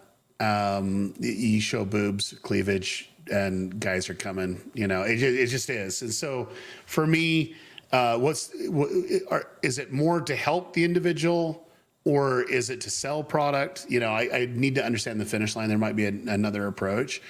But I can tell you, if you go look up Hope Scope on YouTube, she did legging reviews. Like, she was like the legging reviews queen, and she just literally wanted to, I don't want to say die, but she just hated it. Just not a great experience. It just didn't like it very well. And a big huge portion of the viewers were male. And I says, well, what do you really want to do? And she's like, hey, I love fashion. I says, okay, just go into fashion. You don't have to just do leggings. Well, if I don't do that, then no one will watch my videos and get the views. And it's about the affiliate money. I'm like, stop. Just stop it. Okay, let's focus in on this. And she did a review of some Kardashian clothes that she actually bought, and was able to do it, and got more views than her other one. And then she's like, oh, okay, I can trust this, and started to weave away where it's fashion and products. But I don't think she's ever done a leggings review in the last, 2 years, so you can mold and go somewhere based on that viewership. And then right now her audience is like 92% female. So you can do it, but you're going to have to probably change the technique. But I would say, what is your finish line? What does it actually look like? Is it to sell product? Then if that's what it is, then that's probably what you're pushing people to. And that's kind of just the nature of, kind of the weirdness of online. So. Yeah, it's just how it goes sometimes, in those cases. Absolutely Average says, I just booked my channel jumpstart call. Nice work. Nice work on that. Big thumbs up there. So as we are, kind of going through this here, I also have a big kind of glaring question that I wanted to ask you too, because one of the things, because, my audience is mostly, new content creators, or at least if they come back for other stuff, they started here as a new content creator. But one of the things that I'm always, telling people is to, build out your skill sets. Mm-hmm. So from your experience, what are some of the first things that you think content creators should start working on? And I know as part of that, because, we started this conversation, on the creator economy and, and that whole thing. So, if that is, thinking about it, changing your mindset and thinking about it from a business perspective and trying to learn more about that and then applying it to your channel, like what is your... What do you think content creators should focus on when it comes to the skill sets? I would say the number one thing by far would be knowing what a good thumbnail looks like. You don't need to design it, but you need to know what a good thumbnail looks like. And that's I think every content creator needs to understand that. And if you don't know what a good thumbnail looks like, that's where I'd spend time developing that and learning about it and seeing, why do they do this? What's going on there? Really deep diving in on that aspect. The second thing is titling. I think that every content creator needs to be a master at titles. What's going to be intriguing? I mean, if you're the creator, you're creating content. And the first piece of content that is the most important is your content of your thumbnail and your content of your title. Like, that is a content creator. You should own that. And I find that there's a lot of content that are just, it's amazing out there, but nobody's seeing it because nobody wants to click. And so let's make it enticing. And I think that would be my biggest area of focus for all content creators. And then the third would be a better storyteller. I think every one of us can have control of that. Like, notice that I said none of this takes an editor. You don't need to do Photoshop. You just need to know what is a good thumbnail. You need to know what a good title is, and you need to know what a good story is. This is literally everything you have control over. And you can learn from people that are doing it on YouTube. So another big mistake, and I'm here to tell you that if all you're watching is Nick Nimmin videos and YouTube tips, and you're not watching other creators, you're missing the opportunity to truly learn. What you need to do is come for clarity from Nick and then go apply it, say, who's doing this right now? And start watching and seeing what's going on. And so those are the things that I would do. I've seen people shoot content with their phone, and it was the worst audio in the world, but understood what a good title was, understood what a good thumbnail was, and then 2 was a great storyteller, and they have hundreds of millions of video views. Like, Nice. It's just there, and I think that's everything that we have all control over. So you just got to be willing to learn. And then 2, I want to make this quite clear. If I walked away from my 20 minutes a day of brainstorming and says, I'm an expert already, I can do it, it's like a muscle. You have to develop it. And if you stop using it, there's atrophy, okay? And you're not as sharp.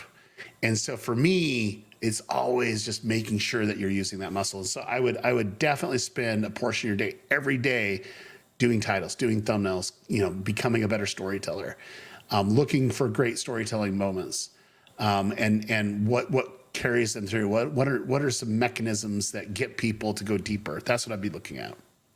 And with that also, like I've mentioned that before in terms of like knowing what a good thumbnail looks like, or knowing what a good video like looks and feels like, things like that.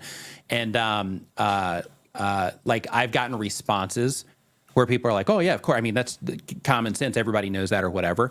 But just for clarity there, like that's not the case. Like a good example of this is like when you first start learning to design things. You might see something and you might think that it it might look good or whatever, but you don't really like understand why it looks good. You just see something and you're like, okay, yeah, that kind of looks better than this over here, I think. But you don't really know like what's really involved. Like once you start, really analyzing things, it really helps to, like, you start seeing things in a different way. That's the only way that I can explain it. So, as part of that, when it comes to knowing what a good thumbnail looks like, look at the colors they're using, look at the objects they're focusing on, look at, how, minimal, a lot of thumbnails are. Even though there might be a lot of things going on in the thumbnail, there's always, a focus for, like high performing, stuff. So, just spend a lot of time looking at thumbnails on high performing videos. And over time, things will start to click in terms of like, oh, okay, that makes sense. Now, it just becomes easier over time to start seeing, what good stuff looks like. What I always do is go to the YouTube homepage. It changes every time I go there, and there's different thumbnails, but I'm able to see patterns of the type of thumbnails. And in fact, in YouTube formula, I wanted to break down some structural things that you can look at, like, is it a 2-panel, 3-panel, 1-panel, type of thumbnail, and we get some little granular on it.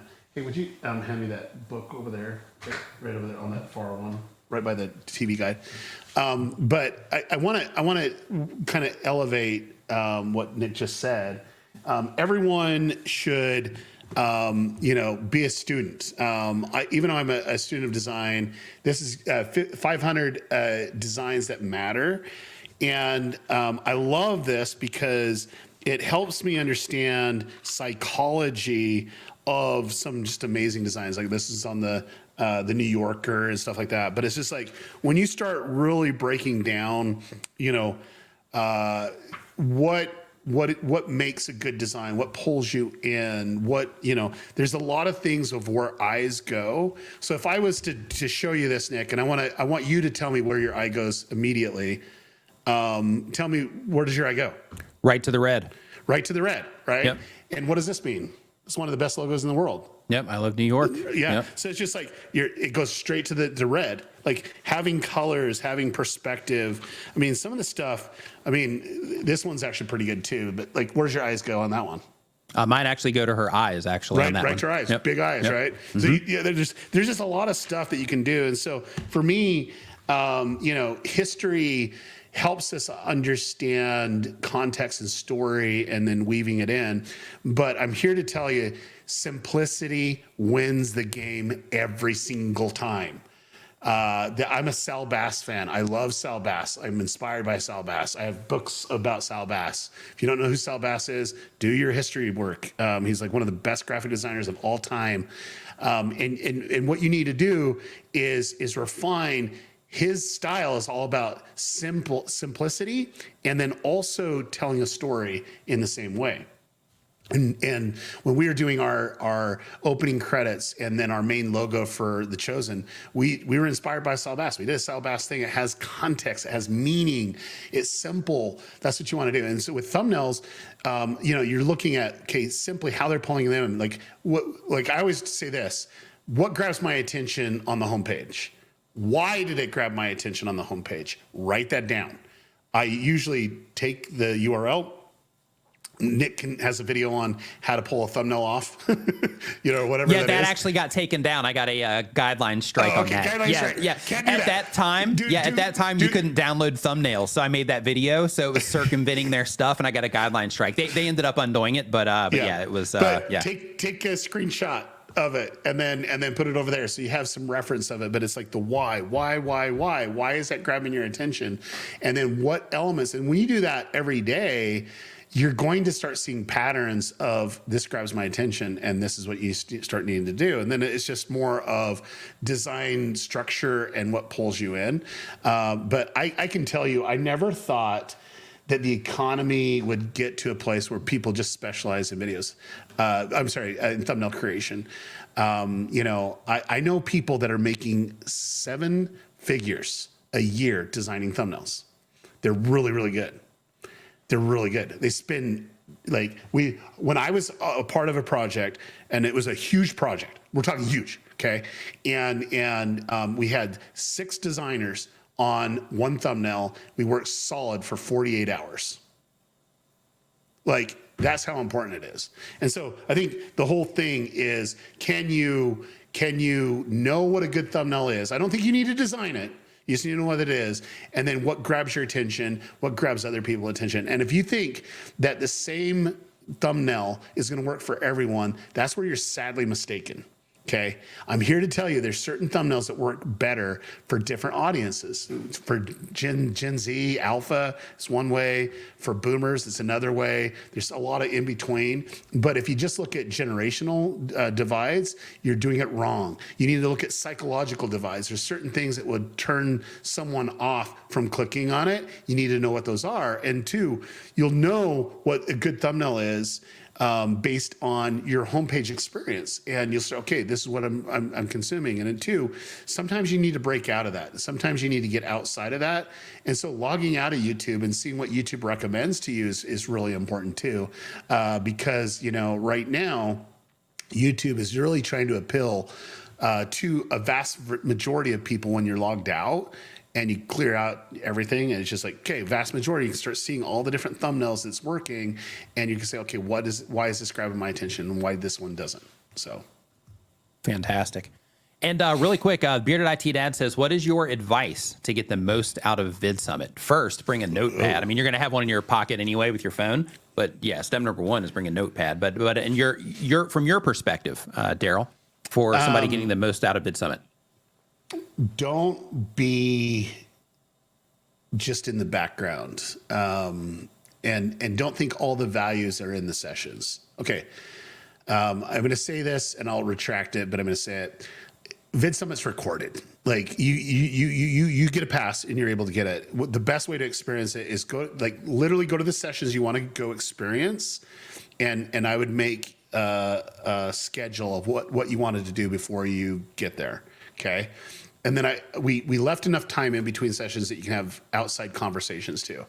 But I would probably skip a session in the morning and network. Look for people, talk to people, and then I'd probably skip a session in the afternoon, or go half a session. Now that's going to be hard because you're going to want to really see what people that are on thing. But I think getting the ones that's like, this is my highest priority, this is what I want to learn, and start that, and make sure you go to that, and then kind of break it down. If you only go to the ones that get your interest, then you're doing a disservice to yourself. What you need to do is like, where do I need to grow? Where am I weak? That should take your priority of where you should be. And then I want you to meet at least 10 people that you don't know. Just go introduce yourself. It's like literally one of the most friendliest conferences is in the history of all mankind. Yeah, and if you don't mind me jumping in on that one really quick, one thing with that is, with VidSummit, because everybody there is also they're either a current content creator or they are somebody that's aspiring to be a content creator. They haven't started their stuff yet, but they're like, prepping for it. But most of the people there, though, they're already content creators, in some capacity. So because of that, some people might feel to where you're like, oh, I can't, just kind of like walk up and, talk to these people or whatever. But it's important to remember that Vid Summit is a peer conference, right? It's not like, a fan thing and, that sort of stuff to where you're going there, because you're fans of these people. It's a peer thing, just like any other industry conference where, like if you were into, tech, then you would go to one, a tech convention or whatever, and everybody there is, mingling because of their interest in tech. With this, it's similar in terms of everybody there is a peer because we're all in the industry of making content. So because of that, you might think, like if you're, like a new content creator, for example, or if this is your first time there, you might think, well, maybe I don't, have, a lot to offer, or maybe I don't know any of these people yet or something like that. But when you go there, first off, everybody has something to offer. But second off, all of the content creators there, and it doesn't matter if they're a huge content creator or if they're somebody that's just getting, their channel off of the ground, everybody looks at each other like they're content creators, right? So the conversation about, hey, how many subscribers do you have and stuff like that, like that's not even something that really comes up.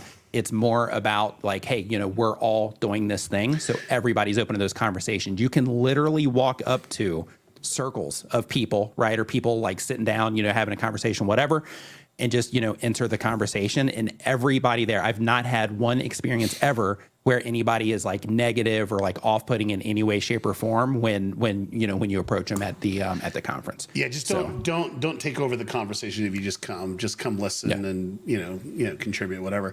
Sure. I do want to do this if you're like, hey, networking's not for me. I want to explain what I view networking as. It might be misconstrued. There was someone's comment that was saying that, and I want to address that. Okay. So the difference would be is there's conversations happening, that you want to be a part of. The real gold is on stage, it's being presented. The real platinum is out there. And I want to give you one example of Steve. Steve, another thing, most of the people that are there are actually introverts. I just want you to let you know, some of the best YouTube creators on the planet. I'm here to tell you that I've ever worked with, Mr. Beast. He's even an introvert. You might not think that he is. He is an introvert. He'd rather be in his house watching freaking, anime. I'm telling you, introvert, doesn't like people. It doesn't like to interact. He gets anxiety when it happens like that. I know it seems weird, but it is. And there's the best content creators in the world are introverts. And that's why they do so well on camera is they get that persona and they're able to connect and people love it. So that being said, the way that I view networking isn't to go meet people and say, hey, here's me and this is what I do. What do you do? It's go into conversations that you can learn. So like I had a friend, Steve, wanted to go there, total introvert, went there, had 500 subscribers and had 3 big YouTubers that have been doing it for years, having a conversation about content, and it connected the dots for him. And he came back the next year and he had 3.6 million subscribers. Boom. And why? He said that was the moment that it made sense. What everything I was learning, it just connected the dots that I had the most clarity I've ever had. And so that is something that I would do. And believe it or not, this is the first year.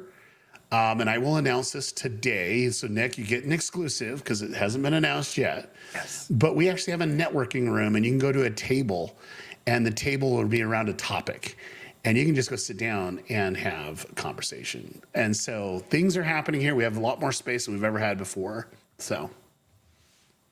Fantastic. So hopefully that was helpful there, Bearded IT Dad. But yeah, man, just when you go, just go there and also be open-minded, right? Because, just one more quick thing I want to add on that too. Like one thing with Vid Summit is everyone goes there to learn. So, you might see people on stage and think like, oh, they're just here to like, tell people about stuff, but we all go there to learn. So like we go there to learn. We also go there to add value to other people as well. So like go in there with an open mind because, the whole thing is about like, getting more, information about, what it is that you're doing. So there's one, I want to show one picture that it's on the Vid Summit website. I'm going to just, you okay if I share my screen? Oh, absolutely. Yep. Okay. It really sums it up. Okay. So I have it there. So if you want to, there we go. This is the picture that I love right here. So this is Preston. He's actually keynoting this year. This is like 3 years ago. And Preston is one of the biggest YouTubers on the planet. He was presenting on one side of the frame, and then he was a participant on the next. It was the same day. He's like, Daryl, this is like gold. Like, I'm able to ask questions to people that I'm able to connect with and get more information to make me better. I'm like, dude, Preston, you're like one of the top YouTubers on the planet, you know? And for me, that's what I love, where a keynote found so much value at Vid Summit that they'll go sit in the audience. And I'm here to tell you, when you go there, you're going to see people. And what I don't want you to do is fangirl or fanboy around a content creator. We're peers. Let's treat them like peers, you know, and let them have their space because they're here to learn. But you can introduce yourself. Say, hey, I love your stuff. You know, I'm grateful. What's some of the things that you're learning here? You know, you can have conversations like this. It's not weird. You know, it's not. It's what it's there for, right? Yeah. It's what the whole thing, it's what it all goes together for. You know, even, like in Daryl's situation, I'll take him full screen here. So, oops, wrong one. So you can see, the background. You see all those like play buttons and stuff. Like Daryl knows what he's doing. But Daryl also, is learning, new stuff all the time. And one of the reasons that you put this together, right, is so that you can, learn from, other, people that are doing the thing. That's right. So, that's right. Yeah. That's right. So, so just, keep all of that stuff in mind. So getting back to the question, and really quick, since we did just talk about Vid Summit there, if you are just joining us there, if you just go to vidsummit.com, what we were talking about is a conference that's happening in Dallas, Texas, October 3rd through the 5th for content creators. So if you're a content creator, you're serious about, what it is that you're doing on YouTube and really other platforms as well, make sure that you head over to vidsummit.com for more information about that conference. The next question here, Daryl, is from Creative Self Therapy. Says, my channel is about coping with chronic illness by drawing. I've grown subs by doing art challenges, but how do I go from challenges to coping? And best way to get 10 million views with shorts with 1,000 subscribers. Okay, let's talk about the core issue. Pre-pandemic, there's some mental health challenges that was happening. Post-pandemic, there's a lot more. So there's a lot of people out there that are wound up tight. They might have some PTSD. They might have some triggers. Mental health is very aware. And so they're looking for specific content that would help them. So if that's kind of the goal and the vision of it is like your therapy through it, it's like, what do you want the viewer to do? Are you trying to inspire them to go do the same thing for you? Or are they getting it where they're therapeutically connecting with you because you're achieving something that's helping with your mental health, or this is kind of your outlet to connect. So I like to look at that as the indicator. This would be kind of like the psychographics that we'd be kind of defining. And then I would like, okay, what would be a vein of content that I can create? So if you're an artist, if you don't have a vein of content that you create, then you're missing out on the niching down. So you might think the niche is the therapeutic side, the mental health side, and I'm saying it's not. You got to figure out, okay, what is the type of style of art that you're going to create? Okay. That being said, the best content creator that I have seen ever in the history of my life is Bob Ross. Ah, nice. Nice. I'm telling you. Love it. And if you go watch the pattern of how he connected with people and inspiring people to do what he did, and having a product line that can give and fulfill on that, he's like the perfect content creator of all time. In fact, he's actually the most consumed person on Twitch. Like when they have Bob didn't know Ross that. days, it's like Interesting. it's just like one of the biggest on Netflix. And at the end of the day, he has his rituals and his routines, and what you know is there's a blank canvas, and in was it 20 minutes or whatever it was, 22 minutes, there'll be a complete project. You know that. And it was just all straight through. It's not cut. It's just done that way because it was on public television. And so he literally took you through the process of creation, and the value proposition at the very end was a finished project. Okay. Now, for me, with shorts and with long form, you got to look at it. But I would actually study Bob Ross. I'd watch at least 40 hours, and get the patterns and the sayings for it. You might not talk in your videos, and that's okay.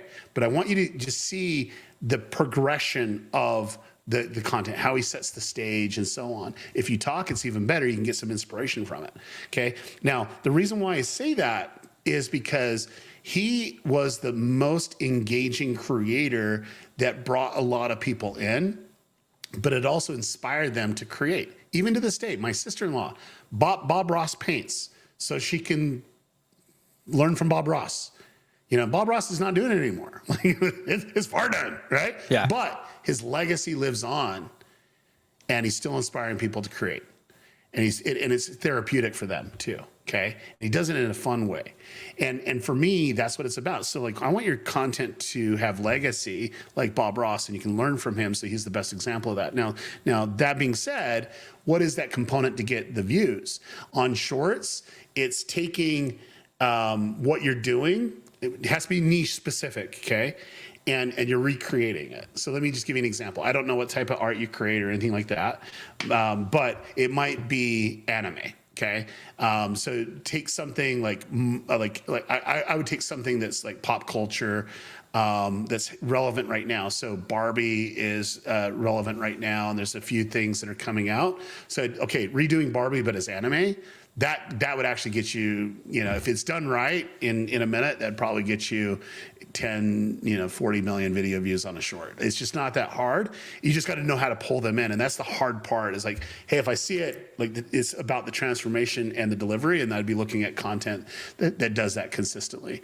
But the value proposition is I'm doing it with anime, right? Or you might have a scene anime that's already halfway done. You just pick the most famous anime, and then you're bringing Barbie into it. That's funny.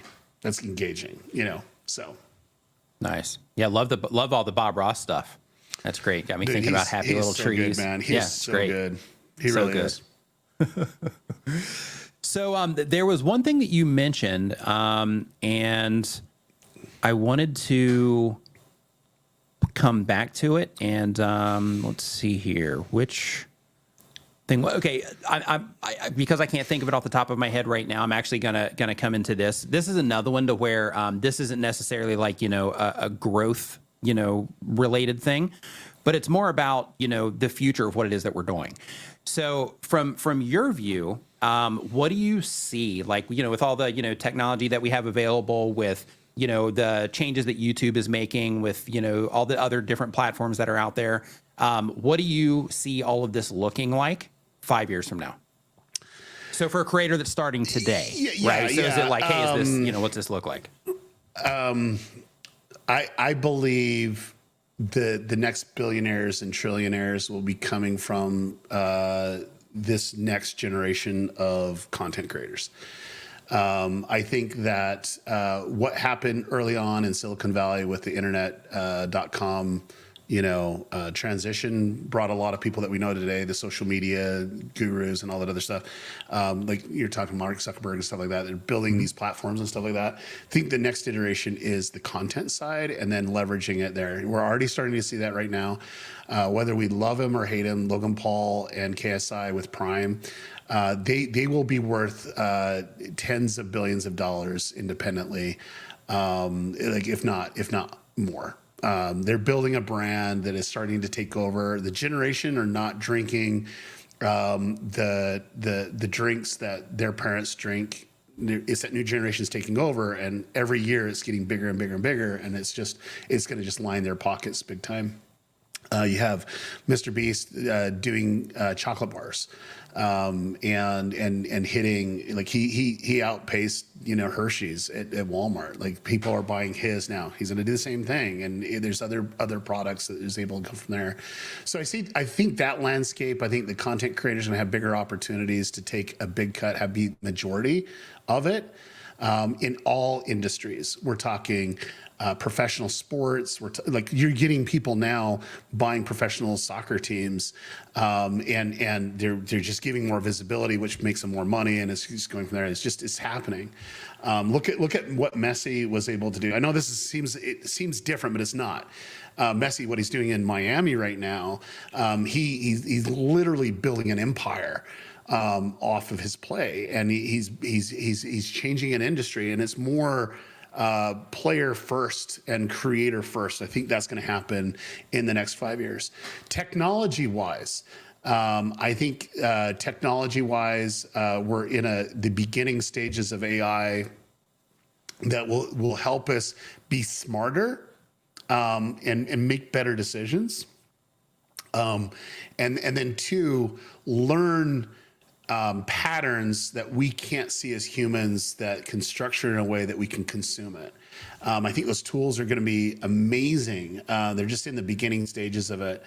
And I think those creators that adopt to amplify their passion, and not use it as a crutch, where it's like, oh, the only ideas I can come up with is if I go to ChatGPT. That's dumb, and it takes passion out, because it's like, oh no, it's there. This is what they do, and they're doing my whole scripting. Like, okay, you might as well have a robot read it, and they are, and there's a lot of ones that do it.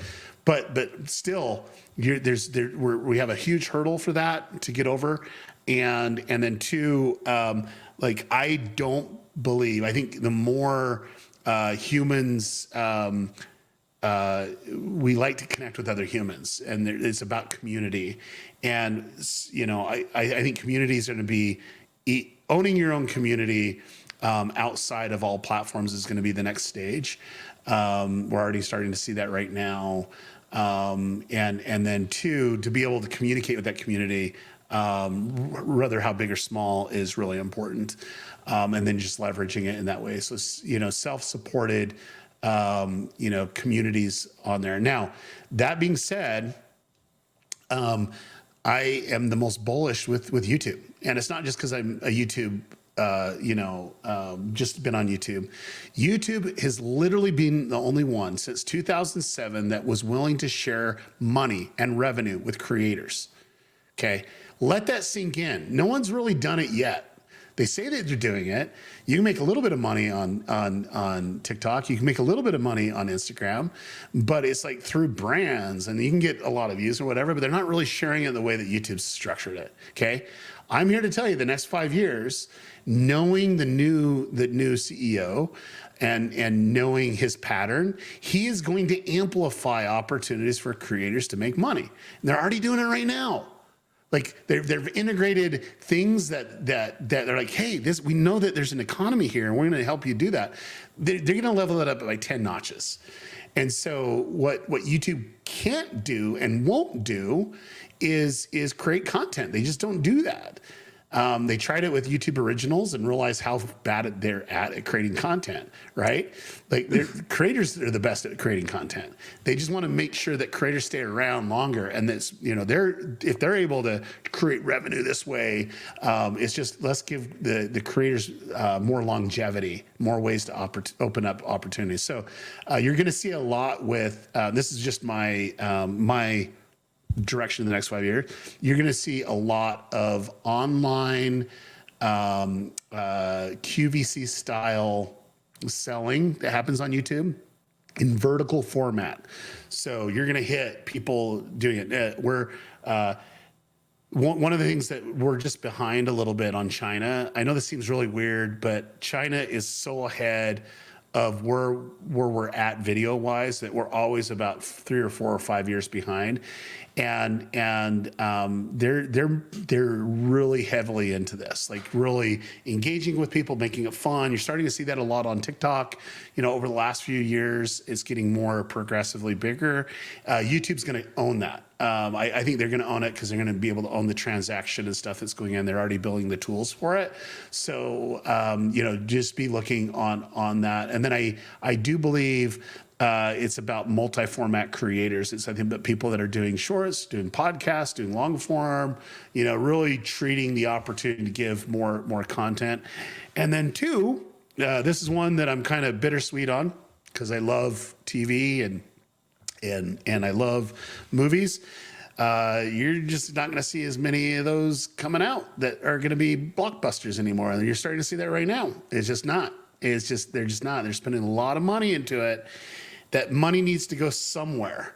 And you're going to start seeing more creators create content that could be, you know, in the longer form. So you actually had you actually had some movies that were using influencers as talent, you know, and you're starting to see that happen more. You're going to see a lot more of that because Hollywood wants eyeballs, and it's around, you know, that essence. But I'm here to tell you that, like, I would say some of the best content creators on the planet have been writers and directors in Hollywood. They just have. They're really good storytellers. Like Christopher Nolan, for me, he's like top tier. He's like, it doesn't get much better than that, right? And I would put Dallas Jenkins, my partner in The Chosen, is probably the strong number 2.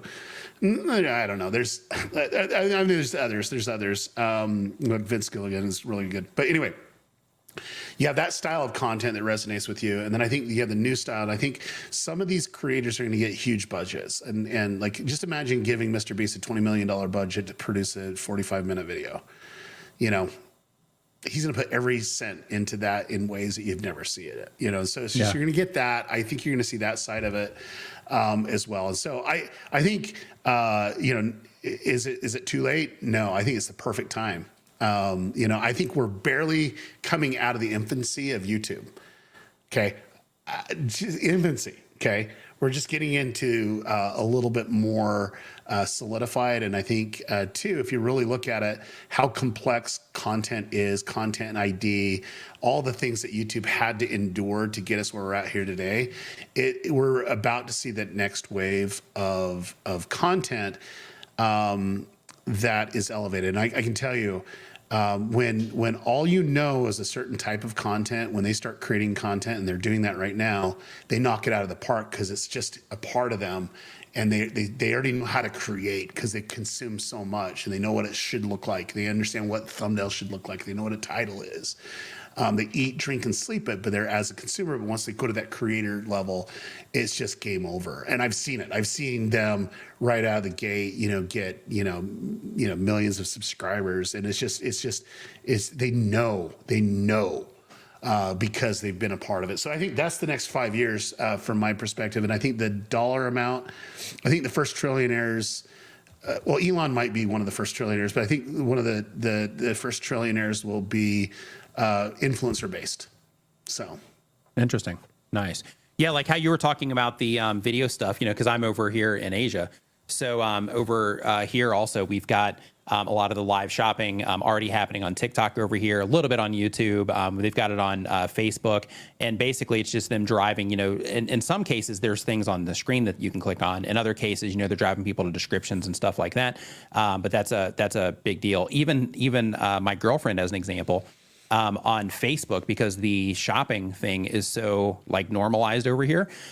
So there's Facebook groups that have very large amounts of people in them, and you can send them just like a few bot in order to basically reserve a slot. And then you can go in there, present with all of your secondhand clothes. And then, you know, all the transactions and everything, they just send everything to your bank account. And it's not the, you know, it's a little bit clunky. It's not the, you know, most efficient, but it works. And, you know, like she'll clean out like a whole area of her closet and then just reserve one of these spots, get on there for an hour, sell out everything, you know, within that hour. And then, you know, she goes out and gets more stuff. Yeah, it's crazy. No, that's great. That's great. Yeah. So back on the YouTube, related stuff in terms of, things, for, everybody that's, hanging out here. So when you are in your analytics, and I know this is probably going to be like a second nature question for you. I'm sure everybody asked this, but for, the people that are here. So when you go into your YouTube analytics, let's say that you are analyzing just the overall performance of a channel to make a decision on what it is that you're going to do next. What are the first things that you look at? So, and the reason why I look at it this way is because I hounded YouTube until it was in there, because the biggest game changer in analytics is real-time analytics, seeing what is happening in real time. And once I got that, that's the first place that I go, because that tells me the heartbeat of the channel, like where's the views coming from. And when you're only looking at the video, you're doing a disservice. You need to look at the traffic of where it's coming from too, because it can tell about the intentionality of the viewer. And then I like to really dive into the top 25 videos that are bringing traffic and where they're at. And that helps me understand ideas to create content for my content strategy. The second place I look at is the audience tab. The audience tab is probably one of the most underutilized tabs ever in the history of all creators. It can tell you so much about it. My first chart that I look at is the graph that they put right there in front of you on the audience tab of new viewer versus returning. So you have a purple and a blue line. The goal is to see where's the channel at with their audience. So if the blue line's above the purple, they don't have a very loyal audience at all. Okay, so it's either the value proposition of I can just look at it, that data point, and pretty much give you the type of channel it is based off of that. And then two, I'm looking at that graph specifically to see what happens when they release videos. Does the purple line go above the blue line? Which is, does the returning viewer go above the new viewer and then come back down? Or is it progressively going up? Or is the purple above the blue line? And when they release a new video, does it both go up? And there's at times that the blue's above the purple for a second or two, and then does it bring the views up? The returning viewers up after that. So I look at in depth on that. I like to look at the videos that are bringing in taking them from a new viewer to a returning viewer. And I want to look at the outliers on that. I'm obsessed with that, just because I know the videos that YouTube will promote to bring people in as the second video. And if I can figure out the patterns behind that, it's really important. The next thing would be I look generally, and I say generally, at the what your viewers watch, the creators that they watch and the videos they watch. I watch that generally. I don't. Gotta be careful. I think it could be misleading for a lot of creators. If you don't know what you're doing with that, you think that that's all it is, then you're misunderstanding the true opportunity. You might be stuck into it, and two, you might not be seeing what you should see, and so it could be misconstrued on that. So I'd just be cautious on that one, but just generally see what are they watching, and then two. It could be, this is where it might be misconstrued, because a lot of it might be coming from one video. You might have one video that's bringing in the views. If you turn off that video, it would kill all that, and it would change it too. And it's just kind of the direction. So that's kind of word of caution. Like, that's why I do a 12-week program, is to help people understand that. The next thing would be really honing in on where the traffic's coming from. Okay, now we already talked about where the traffic's coming from the video, but I want to know where it's coming from the traffic source.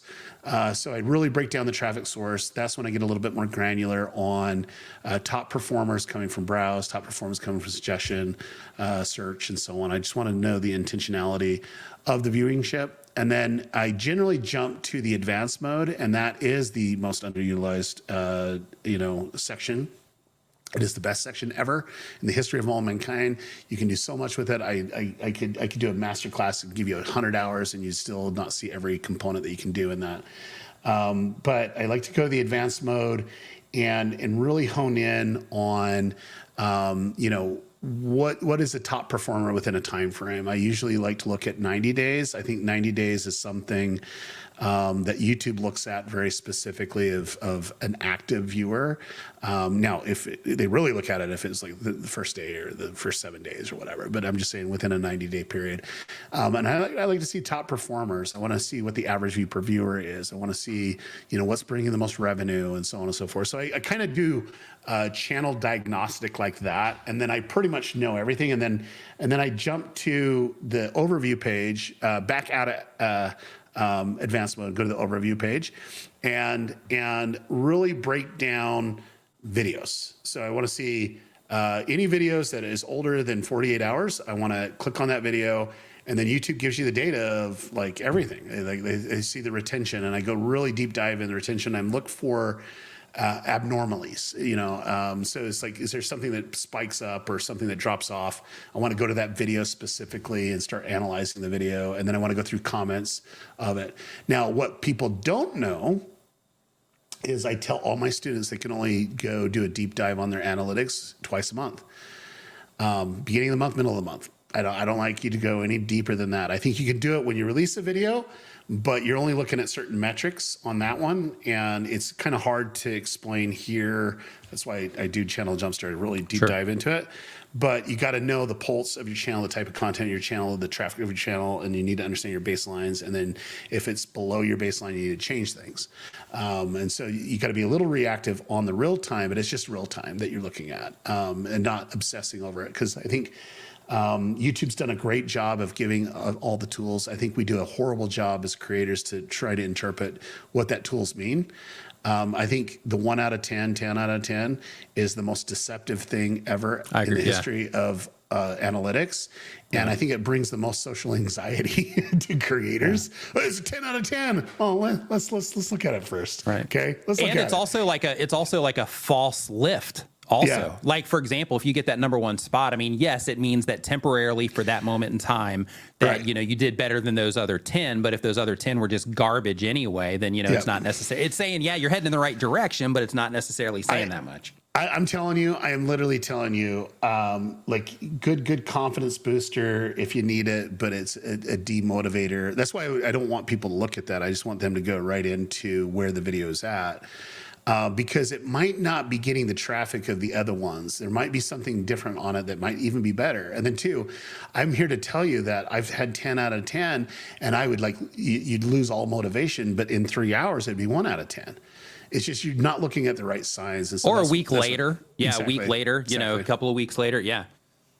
Okay. Nice. And but when anyways, it comes to, I know that's like I literally in my channel Jumpstart, it's 12 weeks. We do eight things of me teaching the system of how I view YouTube and how I view content creation, and you go through that, and then we do kind of in-depth coaching on the backside of helping people go through it. But it's more navigating your content, because what you're doing is just doing a pattern of creation. Pattern of ideation to creation to production, and production to edit, and so on and so forth. And then it's just analyzing. So I'd say the biggest strength that I have is I don't know what it is, but I can see patterns. I can see it a million miles away. And so it's just like, give me the data, and I help people see the data to make decisions of what to course correct on. I want to share one example. I just did it on Twitter, where I had a student that gone through Channel Jumpstart, and he thought he was doing what I was teaching, and I'm like, no, you're really not doing it how I'm teaching it, and this is how we would change it. So he made a video, did everything he said, and he's like, okay, it didn't work. It just literally did nothing. And I said, just wait, just don't, you did your best, just wait. And it took off. It was his biggest video, just huge. It took off. And he was doing the system, and in his mind, he was doing the system, and from the internal direction, he was doing the system too. And I'm like, well, it's not working like it should. He goes, what do you mean by that? And the system is like, when something's on fire, you wait till it starts to come down a little bit, and then you do something that's really, really similar to that first video. and you're gonna feed it, right? You're gonna feed that momentum, because YouTube is seeing an active viewer coming in, and you're gonna do a video that would convert that one new viewer into a returning viewer based on the topic or the nature of that video. We get very granular on that, and anyway, he did it, but he missed an important concept. Well, I did a tweet, and the tweet was, we were on a advanced coaching call, since he's still my student, and I says, we were analyzing stuff, and I says, why didn't you do this? He goes, didn't know. And he did it, and guess what, at that other video? The other video was just barely just above, it just went straight up too. It was just like, there's ways to navigate the viewer, but this is probably my most important advice for you as content creators, if you've been on YouTube for a while. I mean, we're 2 hours, 36 minutes into this live stream, and this is the most valuable thing that I'm gonna share. I've been saying it all the time, and I'm gonna package it in a way that you can truly understand. It's all about the viewer. It's all about the viewing experience. And when you start to understand the viewer and the viewing experience, you can consistently deliver that experience for them. Let me give you an example, okay? YouTube is so smart that when you turn your TV on and put YouTube on, it shows you different videos than you do on your mobile device. They understand your viewing patterns. As a viewer, they get it, okay? And the content creators that realize, hey, this is the type of way that people would watch your content. Now, most people don't look at their traffic sources to know where people are seeing their videos, like browse features, suggested search, whatever, but they definitely don't look at device type. like in advanced, when you can do device type, I like device type because it tells me the intentions of the viewer. Like when someone's watching on TV, I can guarantee you they're gonna watch longer. You're gonna have more retention on the video because it's not the experience to jump off. You're gonna get it, you'll be more tolerant, you're not gonna comment, you're not gonna thumbs up it, you're gonna consume it, okay? And knowing that, that's where it's at. So like, I'm here to tell you, if you have that as a number one or number two of your traffic source, do longer videos. Why? They'll retain longer. You get more, more watch time, and that's the metric that YouTube really looks at, is the watch time, and are you constantly delivering that, right? So like for me, you got to go that granular for that. And so when you actually have that granularity, then you're just providing value consistently to that viewer. So it's all about the viewer. It's all about the viewer. It's all about the viewer. And don't think you know the viewer. Always be discovering who the viewer is. Okay, and part of it is how you interact with them on videos. I can't tell how many of you talk to people. You talk at people. That's your videos. That's not what YouTube is. You want to connect to the person and talk directly to them, to one person, not you all. Hey, everybody. No. I want to talk to you specifically that is watching this video right now. I want to ask you questions. Hey, I did this. You might have done it a different way. Put in the comments the way you would do it. Make it a conversation. Those type of moments, it gives you the clarity. I was with a student of mine. He has the biggest motorcycle channel on YouTube, Bikes and Beards. And we always like to hone in getting to know the audience. And I says, I wonder where your people watch your videos. And he goes, oh, I wonder too. And so I says, I wonder if they're taking a break from work and they're watching it in the bathroom. And he's like, nah, man, nah. Like, why you ask that? Why you ask that in a video? I'm just curious. So in a video, he goes, okay, just point of clarity. I'm just wondering where you're watching the video and how many, is there one of you that is actually watching in the bathroom? Put it in the comments. Flooded. It was flooded. Everybody was watching his content in the flooded, no pun intended, I hope. Yeah, that's good. It was just like, hey, he released the content, wanted to engage with it, but it tells you the intentionality is like they're so busy that they're prioritizing it while they're doing something else. And so, that right there is great, and you understand the intentionality. And then two, use the community tab on doing a survey. Like he did one where it's like, I want to know how many people actually own a motorcycle. I think there's a lot that don't. He goes, yeah, I think, maybe, 40% don't have a motorcycle. Okay. And how often do you ride? I ride daily, a daily rider. I ride once a week, blah, blah, blah, blah. The last question was, I don't even own a motorcycle. 38% of the people don't even own a motorcycle. So like for me, it's more about knowing the viewer so that when you're talking to them, if someone doesn't own a motorcycle, they're going to watch you give away motorcycles or do something with a new motorcycle rider, and it's going to engage them, right? Because they're on it because they like motorcycles, but they don't own one. Well, why don't they own one? Maybe they're in a relationship where their spouse thinks it's too dangerous, or they had to sell it because of this, or whatever. This is the type of scenarios you need to understand. What is their getaway and why they're watching the content? So for me, I always like to break it down like that, Nick, because it helps me understand how to deliver the value, and then two, knowing how to look at analytics to see if I'm knocking it out of the park. Man, that answer knocked it out of the park. I can tell you that much. Yeah, so much in that. Wow. Yeah, I recommend everybody go and just watch that particular segment like over and over and over again. Like just clip it out if you want, save it to your computer, whatever. Like you don't have to watch it on the channel, but just like save that and just watch it over and over and over again to get that into your brain. Me too, right? It's good stuff. And a fun question for you, Daryl, is what does YouTube not have in analytics that you would love for YouTube to put in there? To where if YouTube was like, hey, Daryl, we got this for you, to where you'd be like, oh, yes, this is the best. I know you're like telling them what you need anyway, but like in terms of if they were to actually do it, what is the, what would be your dream, your dream information, your dream data? Yeah, I would say more about the viewer than what we currently have. So like right now, all we can get is a rough estimate of what the demographic is. And that's with, you can get very granular with the demographic, what state that they're in. I'd like to go deeper into cities. I think cities is an important thing. I want to see what region of the state that they're in. And then two, I would like to break it up where I can see the viewing patterns of the people. I know they're doing it in the audience tab, and you can dig deep, but it's a lot of clicks.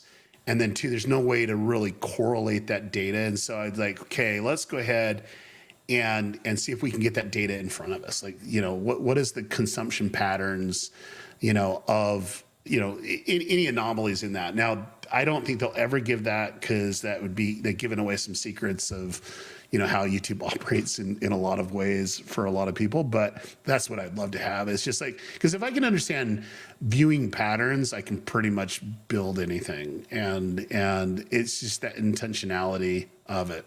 So I would say that more about the viewer than anything else. And then I would like to know, and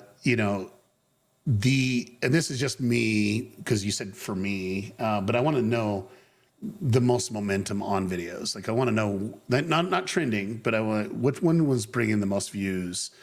There's stuff out there that just brings a ton of views that no one watches because they're not in that region.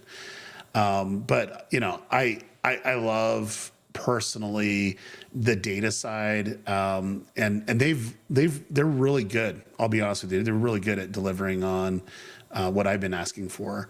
I'd love more analytics right now on live streaming. I'd love more analytics on shorts. I think what we have for videos, we need to understand a little bit more. Like they give us concurrent and a few little things on it. We can go a lot deeper on the live streaming aspect of it, like how many people are joining. I'd like to be able to see exactly when they're joining. Like we just say it concurrently, but it's like, okay, who are they? What are they? How do they get notified? I'd like that notification. I like how many people came through this notification, or how do they get to it? Like they don't get a lot of data on that. It's like, okay, was it on the homepage or whatever? So I'd like to break down on that. It's just more the intentionality of the viewer, I'd say. Yeah, I think it'd be cool also having like to where, so for example, like, there's streams sometimes where you do something, or you invite something, or you offer something, and then like all of a sudden you just get like this avalanche of like super chats, or videos, right? To where you get a bunch of super thanks on a video, seeing like those points. To where it's just like an overlay, like, hey, you had a surge here, those sort of things. So you could go back and review, what triggered people. I think that would be a cool thing also. And I think too, you do raids all the time too. So it's like at the end of the live stream, you push the traffic somewhere. I'd like to know how many people actually went and clicked. There's a lot of things that I'd like to tie into, but yeah, out of all the platforms, YouTube has the best analytics on the planet. Like there's no one even remotely close to it. Like they're not even remotely in the same stratosphere. So like, I just don't think all the content creators use it properly. I think advanced mode, you got to understand, know how to group things, and you need how to analyze things properly. And that's something that not a lot of creators do, but the ones that do, let me rephrase this. You don't need to know analytics to make it on YouTube. I know a lot of content creators that don't know analytics, so they just crush it on YouTube. They just kind of instinctually know. But the content creators that do make better decisions because they're data-driven decisions, and there's assumptions in data. If you're able to validate it, that's really big. So. Yeah, I think also on because you mentioned groups, is having like grouping stacks would be cool too. To where instead of it just being like, a limited amount, to where you could be like, hey, I'm comparing all of these, sets of content, against each other. That would be a pretty amazing I have to do that as well. YouTube, come on, get on it. Woo. So let's take a few more questions out of the audience. Daryl, if you have a few more. Let's do this. I just got a few minutes left, so I want to make sure we give away at least 2 tickets to Vid Summit. Does that work? Oh, perfect. Yeah, absolutely, it does. Yeah, we got to do that. Sure. So, so really quick before we give these away, when it comes to Vid Summit, just in case you just joined the stream, within the past handful of minutes, Vid Summit is a conference for YouTube or for content creators. It's happening in Dallas, Texas, October 3rd through the 5th. There's more information about that if you go to vidsummit.com. But if you're somebody that is looking at YouTube as a possible side hustle, or as a full-time gig, or you're just wanting to learn how to do better on YouTube or make more money from YouTube, you definitely want to check out Vid Summit. But you can find out more about that at vidsummit.com. And then we are we're going to have 2 lucky people here that are also going to get some tickets. We gave us some tickets away on Saturday, and people are pretty excited about that one as well. So when you do those, like because the way that I do the deliveries, I have them give me their information on Twitter. So how that starts out is, oh my gosh, I can't believe it. Thanks so much. Yeah, it's great. Yeah, people get really excited about it, as they should. So so how do you want to do this? You want to do? Should I pull up the giveaway tool here? Yeah, let's do the giveaway tool, and only the people that the giveaway tool. Please only do it if you're going to come. We want the ticket to go to someone that will actually be there.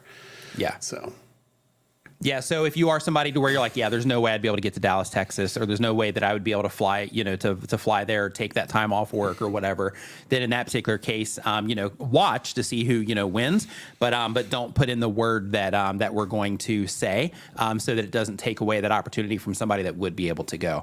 So how this is going to work is, we are going to put a word here on the screen. I'm going to do it right here in a second. And when that word pops up on the screen, all you have to do is put that word into the chat. And the tool that we're using here from Streamyard, their giveaway tool, it's going to randomly select somebody out of the chat. So all you have to do to participate here is just put that word in the chat. So what I'm going to do here is I'm going to put the word here. And for those of you that are around here a lot, you probably already know what I'm putting in here, for this first one. But we're gonna, oops, wrong thing there. Here, I can stop sharing the screen. All right, so that's the word. Vid Summit 2023. Figure we'd start out, easy, for everybody here. And then the next one. Yeah, so why that's going, this is probably really important too. It's just like Vid Summit is literally for the people that are serious about YouTube and want to treat it like a business. Like that's what the whole thing is. I know that there's a lot of creators that want to bring their kids and they want to fanboy out. That's not the place for it. It's just not. It's just the business side. and there's so much to learn. And so like, if you definitely want to do that, you know, there's some pretty amazing speakers there. We have probably the best lineup we've ever had, and we're about ready probably this week.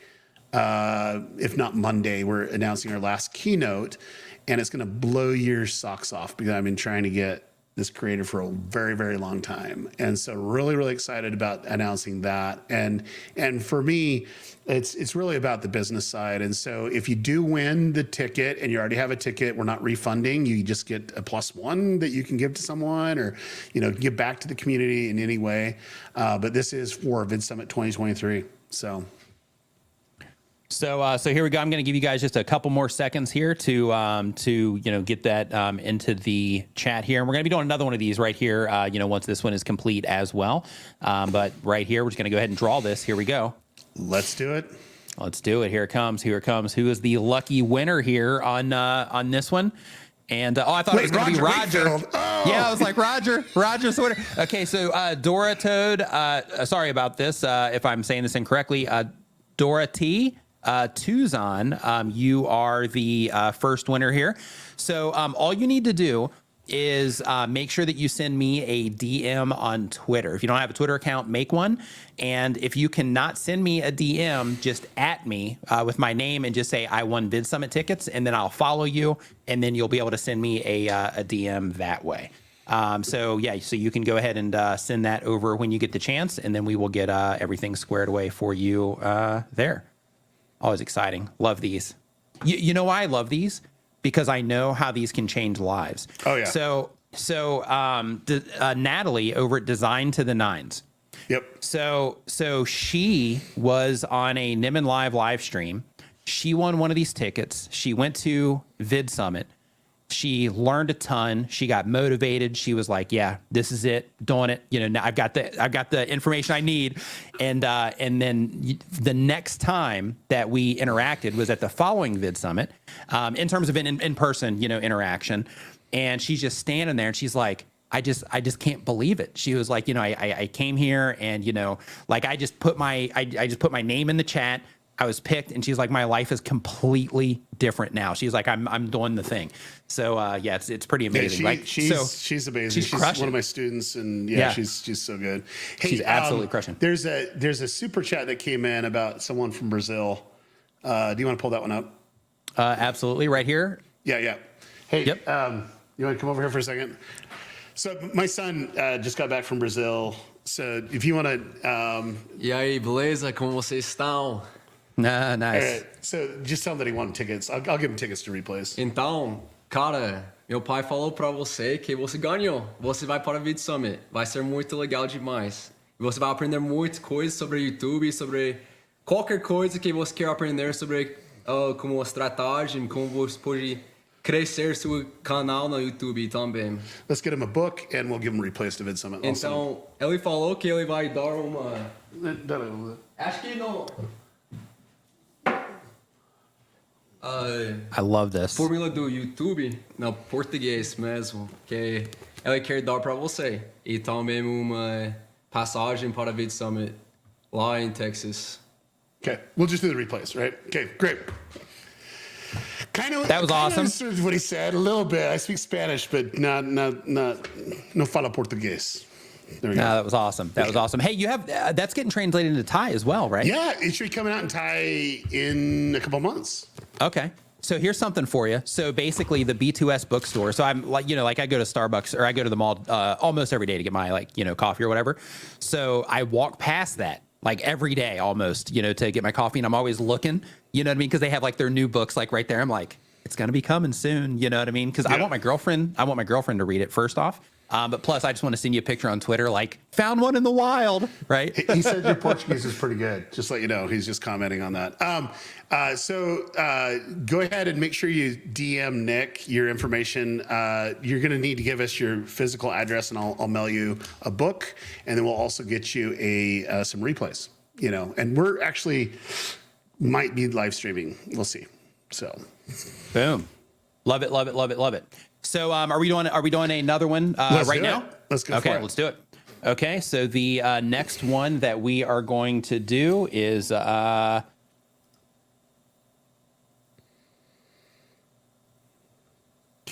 Let me put this up on screen here, and just keeping it basic here. VidSummit ticket. Look at that. Yep. There you go. VidSummit ticket. And let's see what those see how those go. John, the 1%er, says any 12-week mentor giveaways coming up. So I can't speak for Daryl, but I know I think it was last year at VidSummit. He actually ended up was it last year or the year before where you gave like a whole stack of them away to like it was I think you had it was a women's panel I think that came up and you basically were like, hey, you know what? I'm just giving you all.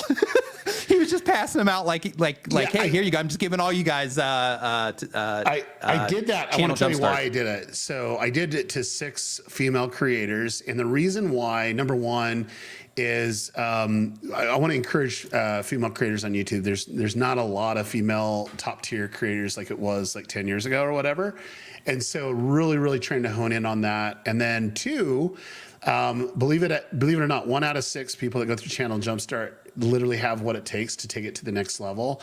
There's a lot of people that are just not ready for it or whatever, and they get through it and it's really good information and they're going, but we've had a success rate of 1 out of 6 just pop off. And so I said, someone on the stage that is here today will go back and return to be a keynote. And believe it or not, 1 out of the 6, her channel will I think she's crossing almost 1 billion video views now from October. Like, wow. Like, come on now. Totally changed her life. Her mom's now on YouTube. It's like, and she was 17. Like, come on. You know, she's 18 now, but her mom's now doing YouTube, sees the opportunity. It's so great. And so I won't be giving away the mentorship here, but I'm going to give away quite a few at VidSummit. And so if you're there, I'm here to tell you, you're going to have an opportunity to do that. So very good. So here we go. Thought I hit the button, but I didn't. So that was like a false start right there. Yeah, here we go. Roger's trying to be in this again. Yeah, he might just win it. You know, he might just win it. Hey, Pixie Dust. Pixie Dust Traveler. Love it. Pixie Dust Traveler. So, yep, you got it. So, same thing with you. Just make sure that you send me that information on, just DM me on Twitter. If we're not connected there, I think we are already, but if we're not, then just, at me. And then, when I see that, I'll know it's you. And then I'll follow you and then you can DM me that way. And then one other person, Carol Lynn Lopez. I saw your text coming through. It's way back there. Carol Lynn Lopez. If you're still on the stream, I want you to come too. You said you had a flight voucher. Now you have a ticket to VidSummit. All you got to do is get a hold of Nick. And Nick will get you the information that you need, and we'll get you that ticket. So there she is. Got it. Yeah. So Carol Lynn, I know she's responding to somebody else, but you're coming to VidSummit too. So boom, love you got it. Your flight. No, all you got to do is get your room. So this is great. Absolutely love it. Daryl, thank you so much for that. And again, because I know, the impact that, this type of thing can make, like. For some people, they might look at this and they might look at it and be like, oh, he's just giving away some tickets to something. But, I've seen firsthand, the impact that, that this conference has made with people. And, even me, right, in terms of, the impact that it's made. So because of that, I know what it means. Like, it's way more than just a ticket, right? Yeah. Like it's a ticket to a totally different thing than just a conference. So thank you so much for that, Daryl. Super appreciate it on behalf of the winners, because I'm sure they're all freaking out right now, as well. So thank you. Well, I love it. Love what you're doing, Nick. And I think the thing for me is you really bring value, Nick, to this community. I know a lot of people that are just starting out, they have a resource here. And I know YouTube's been better these last few years of really giving resources for the creators, but you go way above and beyond. I know you're answering questions, and it's the same questions a lot, it goes into this, but I really do appreciate your friendship. I see the value that you bring.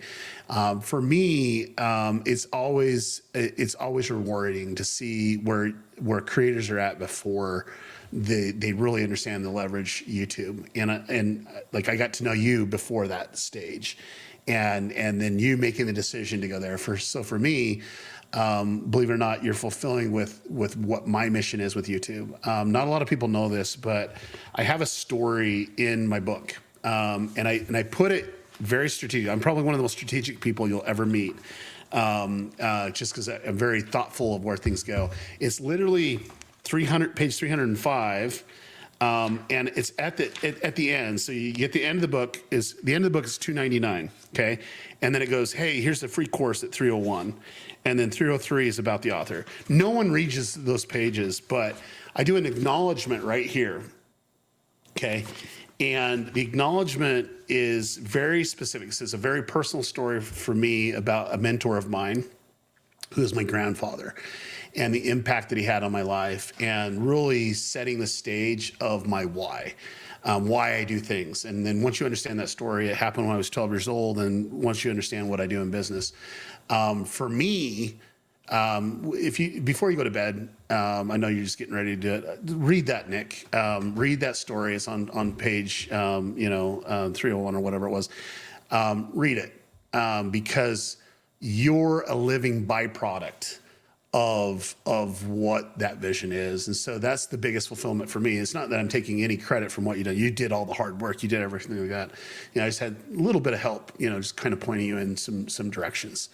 And that's what I'm all about, man. And that's why I started Vid Summit. That's why I do mentoring. Like, I can make a ton more money just doing what I do and staying away from all this, but I have this heart to help and to put better content out in the world. And the best way to do that is to help teach people, that really have willingness to give, a platform and an opportunity to know how to actually give more to a bigger audience, and it's that ripple effect from there. And so just love you, man. I do. I can't wait to see you. And thanks, Daryl. Appreciate it, man. And I appreciate everything that you've done, because, as I've told you this, a bunch of times, like, the impact that you've made on me, my family, and how that's, rippled out to like my girlfriend, her family, like all of that stuff, like, just the waves, that Yep. you put out.